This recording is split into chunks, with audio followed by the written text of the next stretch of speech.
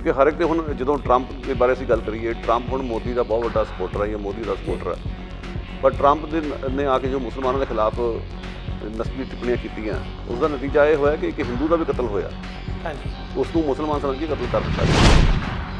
हुण कल नूं ये अड्डियां चक के जोर दिता जाए कि वो हिंदू जिहड़े ने वो मुसलमान नहीं, वो मेरा ख्याल मसला नहीं गा। मसला यह कि जिहड़ा भी व्यक्ति बाहरों आया होया कि जिहदी नैन नक्श तुहाडे नाल मेल नहीं खांदे, तुसीं उहनूं अपना दुश्मन बनदे। साडे कई सिख भाईचारे लोग ये भी करनगे, जिवें टैक्सी दे विच अक्सर हो जांदा कि गोरा नस्लवादी चढ़ गया, उन्हें तुहानूं एफ वर्ड यूज़ करके तुहानूं हिंदू कह दिता।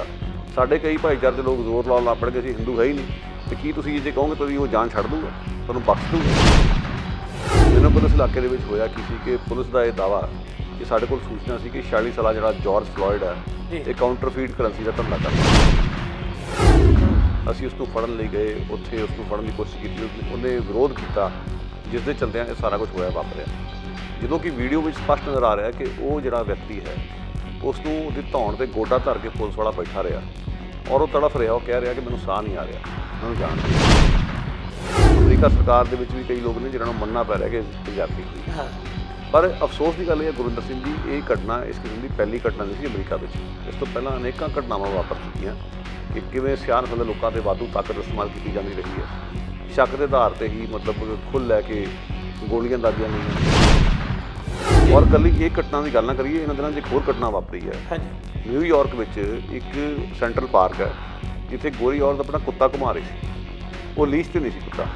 सो एक सियार से लोगों ने इतराज़ किया कि इतने तुसीं कुत्ते नूं लीश पाओ, तुसीं इदां लैके तुर फिरने सकदे। उस गोरी ने अगों तैश च आके काफ़ी कुछ अवा तवा उसनूं कहा। जो वीडियो बनाउण लग पिया, कहंदी कि मैं पुलिस नूं कॉल करांगी और दसांगी कि एक अफ्रीकी अमेरिकन मैनूं डरा रहा है, और वो व्यक्ति कहता भी है कि तू बेशक पुलिस कॉल कर ला, मैं खड़ा इत्थे। ਉਹਦੇ ਕੋਲ ਜਾਂਦੀ, कहता मेरे कोल ना, हाड़े कढ़ रहा। आबादी उन्होंने जिन्नी उस तो कितने वध जेलों में ताड़े हुए हैं। सो एक ढांचागत हिंसा उन्होंने खिलाफ जारी है, उसके लक्षण ने। और मैनू अफसोस ना कहना पै रहा कि इस तरह की घटनावां आगाम ही होंदियां रहणगीਆਂ। और ब्लैक लाइव्स मैटर नाल जी तहरीक अमरीका से चल रही है, ये अगे भी उसकी नोट रहे।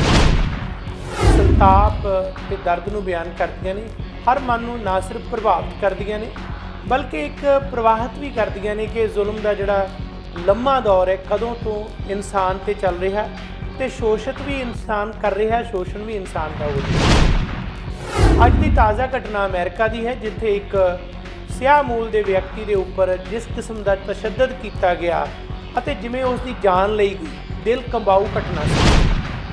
पर वो एक सिर्फ घटना नहीं है, ये घटना एक प्रगटावा है कि उस वरतारे का जिहड़ा किते ना किते लगातार हो रहा है, वख-वख देशों च हो रहा है, वख-वख सरकारां वल्लों हो रहा है। वो पशु वृत्ति तो भी बदतर है, बल्कि पशु तो अपनी सोच ते अपनी जीवन शैली के मुताबिक ही गुजरते हैं। मनुख हैवान की थां ते शैतान। देखो गुरविंदर सिंह जी, सब तो पहला मैं ये कहूँगा जो तुसी अपने इंट्रोडक्शन शुरू से बहुत खूबसूरत गल कही कि इंसान ते जुल्म कर रहा है। देखो भगत सिंह की सोच की सी, ये तो है नहीं सी कि सिर्फ गोरे बाहर कढ़ने देश आज़ाद करना। समूह दर्शकों का प्रोग्राम आवाज़े पंजाब चैनल पंजाबी ते ग्लोबल पंजाब ते हार्दिक स्वागत है। दरअसल नित जीवन दीयां ऐसियां घटनावां जिहड़ियां कि संताप ते दर्द नूं बयान करदियां ने, हर मन नूं ना सिर्फ प्रभावित करदियां ने बल्कि एक प्रवाहित भी करदियां ने कि जुल्म का जिहड़ा लम्मा दौर है कदों तो इंसान ते चल रहा है, तो शोषित भी इंसान कर रहा है, शोषण भी इंसान का हो रहा है। किस तरह जिहड़े शोषण कर रहे हैं वो लोग ते जिहड़े पीड़ित ने वो लोग, इन्हां दा जिहड़ा पाड़ा वध रहा, चाहे वो हुकूमत ते उन्हां दे नाल परजा के रूप दे विच है, चाहे डिकटेटरशिप ते आम सधारण जनता के रूप दे विच है, चाहे अज दीयां जिहड़ियां सो काल्ड दुनिया दीयां प्रमुख सरकारां उन्हां दे वल्लों जो कुछ किया जा रहा है वो है। पर इस दे विच पिछोकड़ दे विच वो घटनावां भी ने जां वो सिद्धांत जां पहलू भी ने जिन्होंने विद्वान जिहड़े बयान करते हुए दसते हैं कि पीड़ा जिहड़ी है लगातार प्रवाहित हो रही है। अज की ताज़ा घटना अमेरिका की है, जिथे एक सियाह मूल के व्यक्ति के उपर जिस किस्म का तशद्दद किया गया और जिमें उसकी जान ली गई, दिल कंबाऊ घटना सी। पर वो एक सिर्फ घटना नहीं है, ये घटना एक प्रगटावा है कि उस वरतारे का जिहड़ा किते ना किते लगातार हो रहा है, वख-वख देशों 'च हो रहा है, ਵੱਖ-ਵੱਖ ਸਰਕਾਰਾਂ ਵੱਲੋਂ ਹੋ ਰਿਹਾ ਹੈ, ਇਹਨਾਂ ਬਾਰੇ ਵਿਚਾਰ ਕਰਨਾ ਬੜਾ ਜ਼ਰੂਰੀ ਹੈ। ਦਰਅਸਲ ਕਿਹਾ ਜਾਂਦਾ ਹੈ ਕਿ ਮਨੁੱਖ ਜਿਹੜਾ ਹੈ ਇੱਕ ਬਿਹਤਰੀਨ ਜੀਵ ਹੈ, ਪਰ ਆਪਣੇ ਲੱਛਣ ਤੇ ਆਪਣੀਆਂ ਕਰਤੂਤਾਂ ਤੋਂ ਜਾਪਦਾ ਨਹੀਂ ਹੈ ਕਿ ਉਹ ਦੁਨੀਆ ਦਾ ਬਿਹਤਰੀਨ ਜੀਵ ਹੈ। ਉਹ ਪਸ਼ੂ ਬਿਰਤੀ ਤੋਂ ਵੀ ਬਿਹਤਰ ਹੈ, ਬਲਕਿ ਪਸ਼ੂ ਤਾਂ ਆਪਣੀ ਸੋਚ ਤੇ ਆਪਣੀ ਜੀਵਨ ਸ਼ੈਲੀ ਦੇ ਮੁਤਾਬਕ ਹੀ ਗੁਜ਼ਰਦੇ ਨੇ। ਮਨੁੱਖ ਹੈਵਾਨ ਦੀ ਥਾਂ ਤੇ ਸ਼ੈਤਾਨ ਹੈ। ਸੋ ਇਹ ਸ਼ੈਤਾਨੀਅਤ ਦਾ ਜਿਹੜਾ ਨੰਗਾ ਨਾਚ ਹੈ, ਉਹ ਅੱਜ ਦੇ ਪ੍ਰੋਗਰਾਮ 'ਚ ਉਸ ਦੀ ਗੱਲਬਾਤ ਵੀ ਕਰਾਂਗੇ, ਉਸ ਦੇ ਕੁਝ ਦ੍ਰਿਸ਼ ਵੀ ਤੁਸੀਂ ਦੇਖ ਸਕੋਗੇ। ਤੇ ਅੱਜ ਦੇ ਪ੍ਰੋਗਰਾਮ 'ਚ ਸਾਡੇ ਮਹਿਮਾਨ ਨੇ ਗੁਰਪ੍ਰੀਤ ਸਿੰਘ, ਜਿਹੜੇ ਕਿ ਇਸ ਵਿਸ਼ੇ ਤੇ ਖਾਸ ਗੱਲਬਾਤ ਕਰਨਗੇ। ਜੀ ਆਇਆਂ ਨੂੰ ਗੁਰਪ੍ਰੀਤ ਸਿੰਘ ਜੀ, ਸਵਾਗਤ ਹੈ ਤੁਹਾਡਾ। ਬਹੁਤ ਸ਼ੁਕਰੀਆ ਗੁਰਵਿੰਦਰ ਸਿੰਘ ਜੀ, ਧੰਨਵਾਦ ਮੰਚ ਮੁਹੱਈਆ ਕਰਨ ਲਈ। ਸ਼ੁਕਰੀਆ ਜੀ। ਗੁਰਪ੍ਰੀਤ ਸਿੰਘ ਜੀ, ਜਿਹੜਾ ਕਿ ਅੱਜ ਦੇ ਦੌਰ ਦੇ ਵਿੱਚ ਜੋ ਕੁਝ ਚੱਲ ਰਿਹਾ ਵੱਖ-ਵੱਖ ਮੁਲਕਾਂ 'ਚ, ਵੈਸੇ ਤਾਂ ਹਜ਼ਾਰਾਂ ਹੀ ਘਟਨਾਵਾਂ ਨੇ, ਪਰ ਇੱਕ ਸੋਚ, ਜਿਸ ਸੋਚ ਨੂੰ ਅਸੀਂ ਅੱਜ ਵਿਚਾਰ ਦਾ ਕੇਂਦਰ ਬਿੰਦੂ ਬਣਾਉਣਾ, ਉਹ ਇਹ ਹੈ ਕਿ ਸੱਤਾ ਜਦੋਂ ਵੀ ਕਿਸੇ ਜ਼ਾਲਮ ਦੇ ਹੱਥ 'ਚ ਆਉਂਦੀ ਹੈ ਤਾਂ ਉਹ ਨਾ ਸਿਰਫ ਆਪਣੇ ਜ਼ੁਲਮ ਦਾ ਪ੍ਰਦਰਸ਼ਨ ਹੀ ਕਰਦਾ ਹੈ, ਬਲਕਿ ਉਹ ਵਿਤਕਰਾ ਇਸ ਕਿਸਮ ਦਾ ਕਰਦਾ ਕਿ ਆਉਂਦੀਆਂ ਪੀੜ੍ਹੀਆਂ ਵੀ ਕੰਬ ਉੱਠਦੀਆਂ ਨੇ। ਸੋ ਉਹਨਾਂ ਦੇ ਵਿੱਚੋਂ ਇੱਕ ਘਟਨਾ ਅਮਰੀਕਾ ਦੀ ਹੈ। ਪਹਿਲਾਂ ਮੈਂ ਚਾਹਾਂਗਾ ਥੋੜ੍ਹਾ ਜਿਹਾ ਉਸ ਘਟਨਾ 'ਤੇ ਰੌਸ਼ਨੀ ਪਾਓ, ਜਿਸ ਦੇ ਵਿੱਚ ਇੱਕ ਸਿਆਹ ਵਿਅਕਤੀ ਨੂੰ ਜਿਸ ਤਰੀਕੇ ਨਾਲ ਦਰਿੰਦਗੀ ਦੇ ਨਾਲ ਉਸ ਨੂੰ ਮਾਰਿਆ ਗਿਆ ਪੁਲਿਸ ਅਧਿਕਾਰੀ ਦੇ ਵੱਲੋਂ, ਤੇ ਉਸ ਤੋਂ ਬਾਅਦ ਜਿਸ ਹਿਸਾਬ ਦਾ ਮਾਹੌਲ ਲੋਕਾਂ 'ਚ ਹੈ, ਜਿਸ ਦੇ ਵਿੱਚ ਉਹ ਕਹਿ ਰਹੇ ਨੇ ਕਿ ਮੈਂ ਸਾਹ ਲੈਣਾ ਚਾਹਣਾ, ਇਹ ਵੱਡੇ ਵੱਡੇ ਬੈਨਰ ਟਾਈਟਲ ਬਣੇ ਹੋਏ ਨੇ, ਲੋਕਾਂ ਦੇ ਸਾਹਮਣੇ ਪੇਸ਼ ਕੀਤੇ ਜਾਂਦੇ ਨੇ। ਸੋ ਉਸ ਦੇ ਬਾਰੇ ਥੋੜ੍ਹਾ ਰੌਸ਼ਨੀ ਪਾਓ। ਬਿਲਕੁਲ ਗੁਰਵਿੰਦਰ ਸਿੰਘ ਜੀ, ਸਭ ਤੋਂ ਪਹਿਲਾਂ ਮੈਂ ਇਹ ਕਹੂੰਗਾ, ਜਿਹੜਾ ਤੁਸੀਂ ਆਪਣੇ ਇੰਟਰੋਡਕਸ਼ਨ 'ਚ ਸ਼ੁਰੂ 'ਚ ਬਹੁਤ ਖੂਬਸੂਰਤ ਗੱਲ ਕਹੀ ਕਿ ਇਨਸਾਨ ਤੇ ਜ਼ੁਲਮ ਕਰ ਰਿਹਾ। ਜੀ ਦੇਖੋ, ਭਗਤ ਸਿੰਘ ਦੀ ਸੋਚ ਕੀ ਸੀ? ਇਹ ਤਾਂ ਇਹ ਨਹੀਂ ਸੀ ਕਿ ਸਿਰਫ ਗੋਰੇ ਬਾਹਰ ਕੱਢਣੇ, ਦੇਸ਼ ਆਜ਼ਾਦ ਕਰਾਉਣਾ। ਉਸਦਾ ਕਹਿਣਾ ਸੀ ਕਿ ਜਦੋਂ ਤੱਕ ਮਨੁੱਖ ਦੇ ਹੱਥੋਂ ਮਨੁੱਖ ਦੀ ਲੁੱਟ ਹੁੰਦੀ ਰਹੇਗੀ, ਸਾਡੀ ਲੜਾਈ ਜਾਰੀ ਰਹੂਗੀ। ਜਾਣੀ ਇੱਕ ਬਰਾਬਰਤਾ ਵਾਲਾ ਸਮਾਜ ਜਾਂ ਇੱਕ ਵਧੀਆ ਸਮਾਜ ਉਹ ਹੁੰਦਾ ਜਿੱਥੇ ਇਨਸਾਨ ਦੇ ਹੱਥੋਂ ਇਨਸਾਨ ਦੇ ਜ਼ੁਲਮ ਨਾ ਹੋਵੇ ਜੀ, ਔਰ ਇਨਸਾਨ ਦੇ ਵਿੱਚ ਜਿਹੜੀ ਪਸ਼ੂ ਬਿਰਤੀ ਬੈਠੀ ਹੈ ਉਸ 'ਤੇ ਕਾਬੂ ਹੋਵੇ, ਕੁੰਡਾ ਹੋਵੇ। ਸੋ ਉਸ ਕਿਸਮ ਦੀ ਗੱਲਬਾਤ ਸਾਨੂੰ ਨਜ਼ਰ ਨਹੀਂ ਆ ਰਹੀ। ਸੋ ਅੰਤਰਰਾਸ਼ਟਰੀ ਪੱਧਰ 'ਤੇ ਵੀ ਭਗਤ ਸਿੰਘ ਦਾ ਨਜ਼ਰੀਆ ਕਿੰਨੀ ਅਹਿਮੀਅਤ ਰੱਖਦਾ, ਤੁਸੀਂ ਇਸ ਘਟਨਾ ਦਾ ਉਸ ਦਾ ਅੰਦਾਜ਼ਾ ਲਾ ਸਕਦੇ ਹੋ। ਹੁਣ ਕਰੀਏ ਇਸ ਘਟਨਾ ਦੀ ਗੱਲ। ਮੈਨੂੰ ਪੁਲਿਸ ਇਲਾਕੇ ਦੇ ਵਿੱਚ ਹੋਇਆ ਕੀ ਸੀ ਕਿ ਪੁਲਿਸ ਦਾ ਇਹ ਦਾਅਵਾ ਕਿ ਸਾਡੇ ਕੋਲ ਸੂਚਨਾ ਸੀ ਕਿ 46 ਸਾਲਾ ਜਿਹੜਾ ਜਾਰਜ ਫਲੋਇਡ ਹੈ, ਇਹ ਕਾਊਂਟਰਫੀਟ ਕਰੰਸੀ ਦਾ ਧੰਦਾ ਕਰਦਾ। ਅਸੀਂ ਉਸ ਨੂੰ ਫੜਨ ਲਈ ਗਏ, ਉੱਥੇ ਉਸ ਨੂੰ ਫੜਨ ਦੀ ਕੋਸ਼ਿਸ਼ ਕੀਤੀ, ਉਹਨੇ ਵਿਰੋਧ ਕੀਤਾ, ਜਿਸ ਦੇ ਚਲਦਿਆਂ ਇਹ ਸਾਰਾ ਕੁਝ ਹੋਇਆ ਵਾਪਰਿਆ। ਜਦੋਂ ਕਿ ਵੀਡੀਓ ਵਿੱਚ ਸਪਸ਼ਟ ਨਜ਼ਰ ਆ ਰਿਹਾ ਕਿ ਉਹ ਜਿਹੜਾ ਵਿਅਕਤੀ ਹੈ, ਉਸ ਨੂੰ ਉਹਦੀ ਧੌਣ 'ਤੇ ਗੋਡਾ ਧਰ ਕੇ ਪੁਲਿਸ ਵਾਲਾ ਬੈਠਾ ਰਿਹਾ ਔਰ ਉਹ ਤੜਫ ਰਿਹਾ, ਉਹ ਕਹਿ ਰਿਹਾ ਕਿ ਮੈਨੂੰ ਸਾਹ ਨਹੀਂ ਆ ਰਿਹਾ, ਮੈਨੂੰ ਜਾਣ ਦਿਓ। ਉਸ ਦੇ ਬਾਅਦ ਉਸ ਦਾ ਕੋਈ ਉਹਦੀ ਹਿਲਜੁਲ ਖਤਮ ਹੋ ਗਈ, ਬਾਅਦ 'ਚ ਉਸ ਦੀ ਮੌਤ ਹੋ ਗਈ। ਹੁਣ ਲੋਕਾਂ ਵਿੱਚ ਰੋਹ ਹੈ, ਲੋਕਾਂ ਨੇ ਰੋਸ ਪ੍ਰਗਟਾਇਆ ਵੀ ਹੈ, ਪੁਲਿਸ ਵਿਚਾਲੇ ਵਿਖਾਵਾ ਕਰੇ ਵਿਚਾਲੇ ਝੜਪ ਵੀ ਹੋਈ ਹੈ ਔਰ ਜਿਸ ਦੇ ਚੱਲਦਿਆਂ 4 ਪੁਲਿਸ ਵਾਲੇ ਫਾਇਰ ਕੀਤੇ ਗਏ। ਹੁਣ ਇਹ ਮਾਮਲਾ ਉੱਥੇ ਲੋਕਲ ਲੈਵਲ 'ਤੇ ਨਹੀਂ ਰਿਹਾ, FBI ਇਸ ਦੀ ਪੜਤਾਲ ਕਰਨ ਜਾ ਰਹੀ ਹੈ। ਅਮਰੀਕਾ ਸਰਕਾਰ ਦੇ ਵਿੱਚ ਵੀ ਕਈ ਲੋਕ ਨੇ ਜਿਨ੍ਹਾਂ ਨੂੰ ਮੰਨਣਾ ਪੈ ਰਿਹਾ ਕਿ ਜ਼ਿਆਦਤੀ ਹੋਈ ਹੈ। ਪਰ ਅਫਸੋਸ ਦੀ ਗੱਲ ਇਹ ਹੈ ਗੁਰਵਿੰਦਰ ਸਿੰਘ ਜੀ, ਇਹ ਘਟਨਾ ਇਸ ਕਿਸਮ ਦੀ ਪਹਿਲੀ ਘਟਨਾ ਨਹੀਂ ਸੀ ਅਮਰੀਕਾ ਵਿੱਚ। ਇਸ ਤੋਂ ਪਹਿਲਾਂ ਅਨੇਕਾਂ ਘਟਨਾਵਾਂ ਵਾਪਰ ਚੁੱਕੀਆਂ ਕਿ ਕਿਵੇਂ ਸਿਆਹ ਨਸਲ ਦੇ ਲੋਕਾਂ 'ਤੇ ਵਾਧੂ ਤਾਕਤ ਇਸਤੇਮਾਲ ਕੀਤੀ ਜਾਂਦੀ ਰਹੀ ਹੈ। ਸ਼ੱਕ ਦੇ ਆਧਾਰ 'ਤੇ ਹੀ ਮਤਲਬ ਖੁੱਲ੍ਹ ਲੈ ਕੇ ਗੋਲੀਆਂ ਦਾਗੀਆਂ ਗਈਆਂ ਨੇ, ਸਿਆਹ ਨਸਲ ਦੇ ਲੋਕ ਮਾਰੇ ਗਏ ਨੇ। ਅਗਾਂਹ ਵੀ ਇਸ ਤਰ੍ਹਾਂ ਦੀਆਂ ਘਟਨਾਵਾਂ ਹੋਰ ਹੋ ਸਕਦੀਆਂ ਨੇ ਜਿਸ ਤਰ੍ਹਾਂ ਦੇ ਹਾਲਾਤ ਨੇ। ਜਦੋਂ ਤੱਕ ਮਾਨਸਿਕਤਾ ਅਮਰੀਕਾ ਦੇ ਲੋਕਾਂ ਦੀ ਨਹੀਂ ਬਦਲਦੀ, ਜਿਸ ਵਿੱਚ ਮਤਲਬ ਇਹ ਕੁੱਟ-ਕੁੱਟ ਕੇ ਗੱਲ ਭਰੀ ਹੋਈ ਹੈ ਕਿ ਜਿਹੜੇ ਚਿੱਟੇ ਨਸਲ ਦੇ ਲੋਕ ਨੇ ਇਹ ਬਹੁਤ ਸੱਭਿਅਕ ਨੇ, ਇਹ ਅਮਰੀਕਾ ਦਾ ਸੁਧਾਰ ਕਰਨ ਲਈ ਇੱਥੇ ਆਏ ਸੀਗੇ। ਇੱਥੇ ਆ ਕੇ ਮੂਲ ਵਾਸੀਆਂ ਨੂੰ ਵੀ ਬੇਦਖਲ ਕੀਤਾ ਗਿਆ, ਫਿਰ ਸਿਆਹ ਨਸਲ ਦੇ ਲੋਕਾਂ ਨੂੰ ਫੜ ਕੇ ਗੁਲਾਮ ਬਣਾ ਕੇ ਲਿਆਇਆ ਗਿਆ ਇੱਥੇ। ਉਹ ਜਿਹੜੀ ਸੋਚ ਜਦੋਂ ਤੱਕ ਨਹੀਂ ਬਦਲੀ ਜਾਂਦੀ, ਇਹ ਸਮੱਸਿਆਵਾਂ ਰਹਿਣਗੀਆਂ। ਇੱਕ ਲੰਮਾ ਚੌੜਾ ਇਤਿਹਾਸ ਹੈ ਅਮਰੀਕਾ ਦਾ। ਸਿਆਹ ਨਸਲ ਦੇ ਲੋਕਾਂ ਨੇ ਆਪਣੇ ਬਰਾਬਰਤਾ ਦੇ ਹੱਕ ਲੈਣ ਲਈ ਉੱਥੇ ਕੀ ਨਹੀਂ ਕੀਤਾ। ਔਰ ਇਕੱਲੀ ਇਹ ਘਟਨਾ ਦੀ ਗੱਲ ਨਾ ਕਰੀਏ, ਇਹਨਾਂ ਦਿਨਾਂ 'ਚ ਇੱਕ ਹੋਰ ਘਟਨਾ ਵਾਪਰੀ ਹੈ। ਨਿਊਯਾਰਕ ਵਿੱਚ ਇੱਕ ਸੈਂਟਰਲ ਪਾਰਕ ਹੈ ਜਿੱਥੇ ਗੋਰੀ ਔਰਤ ਆਪਣਾ ਕੁੱਤਾ ਘੁਮਾ ਰਹੀ ਸੀ। ਉਹ ਲੀਸ਼ 'ਤੇ ਨਹੀਂ ਸੀ ਕੁੱਤਾ। ਸੋ ਇੱਕ ਸਿਆਹ ਨਸਲ ਦੇ ਲੋਕਾਂ ਨੇ ਇਤਰਾਜ਼ ਕੀਤਾ ਕਿ ਇੱਥੇ ਤੁਸੀਂ ਕੁੱਤੇ ਨੂੰ ਲੀਸ਼ ਪਾਓ, ਤੁਸੀਂ ਇੱਦਾਂ ਲੈ ਕੇ ਤੁਰ ਫਿਰ ਨਹੀਂ ਸਕਦੇ। ਉਸ ਗੋਰੀ ਨੇ ਅੱਗੋਂ ਤੈਸ਼ 'ਚ ਆ ਕੇ ਕਾਫੀ ਕੁਝ ਅਵਾ-ਤਵਾ ਉਸ ਨੂੰ ਕਿਹਾ। ਜਦੋਂ ਵੀਡੀਓ ਬਣਾਉਣ ਲੱਗ ਪਿਆ, ਉਹ ਕਹਿੰਦੀ ਕਿ ਮੈਂ ਪੁਲਿਸ ਨੂੰ ਕਾਲ ਕਰਾਂਗੀ ਔਰ ਦੱਸਾਂਗੀ ਕਿ ਇੱਕ ਅਫਰੀਕੀ ਅਮਰੀਕਨ ਮੈਨੂੰ ਡਰਾ ਰਿਹਾ। ਔਰ ਉਹ ਵਿਅਕਤੀ ਕਹਿੰਦਾ ਵੀ ਹੈ ਕਿ ਤੂੰ ਬੇਸ਼ੱਕ ਪੁਲਿਸ ਕਾਲ ਕਰ ਲੈ, ਮੈਂ ਖੜਾ ਇੱਥੇ। ਉਹਦੇ ਕੋਲ ਜਾਂਦੀ, ਕਹਿੰਦਾ ਮੇਰੇ ਕੋਲ ਨਾ, ਹਾੜੇ ਕੱਢ ਰਿਹਾ ਉਹ। ਮਗਰੋਂ ਪੁਲਿਸ ਵੀ ਆਈ, ਪਤਾ ਲੱਗਾ ਵੀ ਗੋਰੀ ਦਾ ਕਸੂਰ ਸੀਗਾ ਅਤੇ ਉਹ ਨਿਊਯਾਰਕ ਦੇ ਮੇਅਰ ਨੂੰ ਕਹਿਣਾ ਪਿਆ ਕਿ ਨਸਲਵਾਦ ਹੋਇਆ। ਸੋ ਮੇਰਾ ਮਤਲਬ ਕਹਿੰਦਾ ਕਿਧਰੇ ਨਾ ਕਿਧਰੇ ਇੱਕ ਚੇਤਿਆਂ ਦੇ ਮਤਲਬ ਜਿਹੜਾ ਇੱਕ ਲੋਕਾਂ ਦੀ ਸਾਂਝੀ ਮਾਨਸਿਕਤਾ ਬਣੀ ਹੋਈ ਹੈ, ਉਸ ਵਿੱਚ ਇਹ ਗੱਲ ਕੁੱਟ-ਕੁੱਟ ਕੇ ਭਰੀ ਹੋਈ ਹੈ ਉੱਥੇ ਕਿ ਕਾਲੇ ਲੋਕਾਂ ਨੂੰ ਜੋੜਿਆ ਜਾਂਦਾ ਜੁਰਮ ਦੀ ਦੁਨੀਆ ਦੇ ਨਾਲ। ਇਹ ਮੰਨਿਆ ਜਾਂਦਾ ਕਿ ਇਹ ਅਪਰਾਧ ਕਰਦੇ ਨੇ। ਜੇ ਫਰਜ਼ ਕੀਤਾ ਅਪਰਾਧ ਕਰਦੇ ਵੀ ਨੇ ਤੇ ਉਸ ਦਾ ਵੀ ਕਾਰਨ ਹੈ ਕਿ ਉੱਥੇ ਉਸ ਭਾਈਚਾਰੇ ਦੀ ਗੁਰਬਤ ਵੀ ਬਹੁਤ ਹੈ। ਉਸ ਭਾਈਚਾਰੇ ਨੂੰ ਕਦੇ ਬਰਾਬਰ ਨਹੀਂ ਲਾਇਆ ਗਿਆ, ਗੱਲ ਨਹੀਂ ਲਾਇਆ ਗਿਆ। ਆਬਾਦੀ ਉਹਨਾਂ ਦੀ ਜਿੰਨੀ ਉਸ ਤੋਂ ਕਿਤੇ ਵੱਧ ਉਹ ਜੇਲ੍ਹਾਂ 'ਚ ਤਾੜੇ ਹੋਏ ਨੇ। ਹਾਂਜੀ ਸੋ ਇੱਕ ਢਾਂਚਾਗਤ ਹਿੰਸਾ ਉਹਨਾਂ ਦੇ ਖਿਲਾਫ ਜਾਰੀ ਹੈ, ਉਸ ਦੇ ਲੱਛਣ ਨੇ। ਔਰ ਮੈਨੂੰ ਅਫਸੋਸ ਨਾਲ ਕਹਿਣਾ ਪੈ ਰਿਹਾ ਕਿ ਇਸ ਤਰ੍ਹਾਂ ਦੀਆਂ ਘਟਨਾਵਾਂ ਅਗਾਮੀ ਹੁੰਦੀਆਂ ਰਹਿਣਗੀਆਂ। ਔਰ ਬਲੈਕ ਲਾਈਵਜ਼ ਮੈਟਰ ਨਾਂ ਦੀ ਜਿਹੜੀ ਤਹਿਰੀਕ ਅਮਰੀਕਾ 'ਚ ਚੱਲ ਰਹੀ ਹੈ, ਇਹ ਅੱਗੇ ਵੀ ਉਸ ਦੀ ਲੋੜ ਰਹੇਗੀ। ਜੀ ਔਰ ਇਸ ਤੋਂ ਵੱਡੀ ਸ਼ਰਮ ਦੀ ਗੱਲ ਕੀ ਹੋਊਗੀ ਕਿ ਓਬਾਮਾ ਰਾਸ਼ਟਰਪਤੀ ਰਹੇ, ਉਦੋਂ ਵੀ ਇਹ ਸਿਲਸਿਲਾ ਜਾਰੀ ਸੀਗਾ। ਜੀ ਸੋ ਕਿਧਰੇ ਨਾ ਕਿਧਰੇ ਬਹੁਤ ਵੱਡੀ ਇੱਕ ਸਮਾਜਿਕ ਘਾਟ ਹੈ, ਜਿਸ ਨੂੰ ਦੂਰ ਕਰਨ ਦੇ ਲਈ ਇੱਕ ਸਿਆਸੀ ਦ੍ਰਿੜਤਾ ਜਿਹੜੀ ਹੈ ਉਸ ਦੀ ਘਾਟ ਮਹਿਸੂਸ ਹੋ ਰਹੀ। ਜਿੱਥੇ ਇਹ ਘਟਨਾ ਦਾ ਆਮ ਲੋਕਾਂ 'ਤੇ ਅਸਰ ਹੈ, ਉੱਥੇ ਜਿਵੇਂ ਅਸੀਂ ਖੁਦ ਵੀ ਜਦੋਂ ਆਪਣੀ ਗੱਲ ਕਰਦੇ ਹਾਂ, ਅਸੀਂ ਘੱਟ ਗਿਣਤੀ ਭਾਈਚਾਰੇ ਦਾ ਹਿੱਸਾ ਦੁਨੀਆ 'ਚ ਵਿਚਰ ਰਹੇ ਹਾਂ। ਨਸਲਵਾਦ ਦਾ ਸਾਹਮਣਾ ਖੁਦ ਪੰਜਾਬੀ ਵੀ, ਸਿੱਖ ਵੀ ਵਿਸ਼ੇਸ਼ ਕਰਦੇ ਰਹੇ ਨੇ। 9/11 ਤੋਂ ਬਾਅਦ ਵੀ ਇਹ ਘਟਨਾਵਾਂ ਹੋਈਆਂ। ਅੱਜ ਜਦੋਂ ਇੱਕ ਸਿਆਹ ਮੂਲ ਦੇ ਵਿਅਕਤੀ 'ਤੇ ਐਸਾ ਜ਼ੁਲਮ ਹੋਇਆ, ਜਦੋਂ ਅਸੀਂ ਇੱਥੋਂ ਦੇ ਮੂਲ ਵਾਸੀਆਂ ਦੇ ਜ਼ੁਲਮ ਦੀ ਵੀ ਗੱਲ ਕਰਦੇ ਹਾਂ, ਜਾਂ ਉਹਨਾਂ ਘਟਨਾਵਾਂ ਦੀ ਗੱਲ ਕਰਦੇ ਜਿਹੜੀਆਂ ਘਟਨਾਵਾਂ ਦੇ ਕਾਰਨ ਉਹਨਾਂ ਨੂੰ ਹਾਸ਼ੀਏ 'ਤੇ ਧੱਕਿਆ ਗਿਆ, ਸਾਡਾ ਆਪਣੀ ਕੌਮ ਦਾ, ਲੋਕਾਂ ਦਾ ਜੋ ਫਰਜ਼ ਬਣਦਾ ਹੈ, ਇਹੋ ਜਿਹੀਆਂ ਘਟਨਾਵਾਂ ਨੂੰ ਕਿਵੇਂ ਲੈਣਾ ਚਾਹੀਦਾ ਤੇ ਉਹਨਾਂ ਦਾ ਪ੍ਰਤੀਕਰਮ ਕਿਸ ਤਰ੍ਹਾਂ ਦਾ ਹੋਣਾ ਚਾਹੀਦਾ? ਦੇਖੋ, ਪਹਿਲੀ ਗੱਲ ਤਾਂ ਕਿ ਜਿੰਨੀਆਂ ਵੀ ਘਾਟ ਗਿਣਤੀਆਂ ਨੇ, ਜੀ ਉਹਨਾਂ ਨੂੰ ਸਿਰ ਜੋੜ ਕੇ ਬਹਿ ਕੇ ਸੋਚਣਾ ਪਊਗਾ ਕਿ ਇਸ ਦਾ ਨਿਤਾਰਾ ਕਿਵੇਂ ਹੋਵੇ। ਸਾਰੀ ਗੱਲ ਦਾ ਸਮੱਸਿਆ ਇਹ ਬਣ ਗਈ ਕਿ ਅਸੀਂ ਟੁਕੜਿਆਂ 'ਚ ਲੜਾਈ ਲੜ ਰਹੇ ਹਾਂ।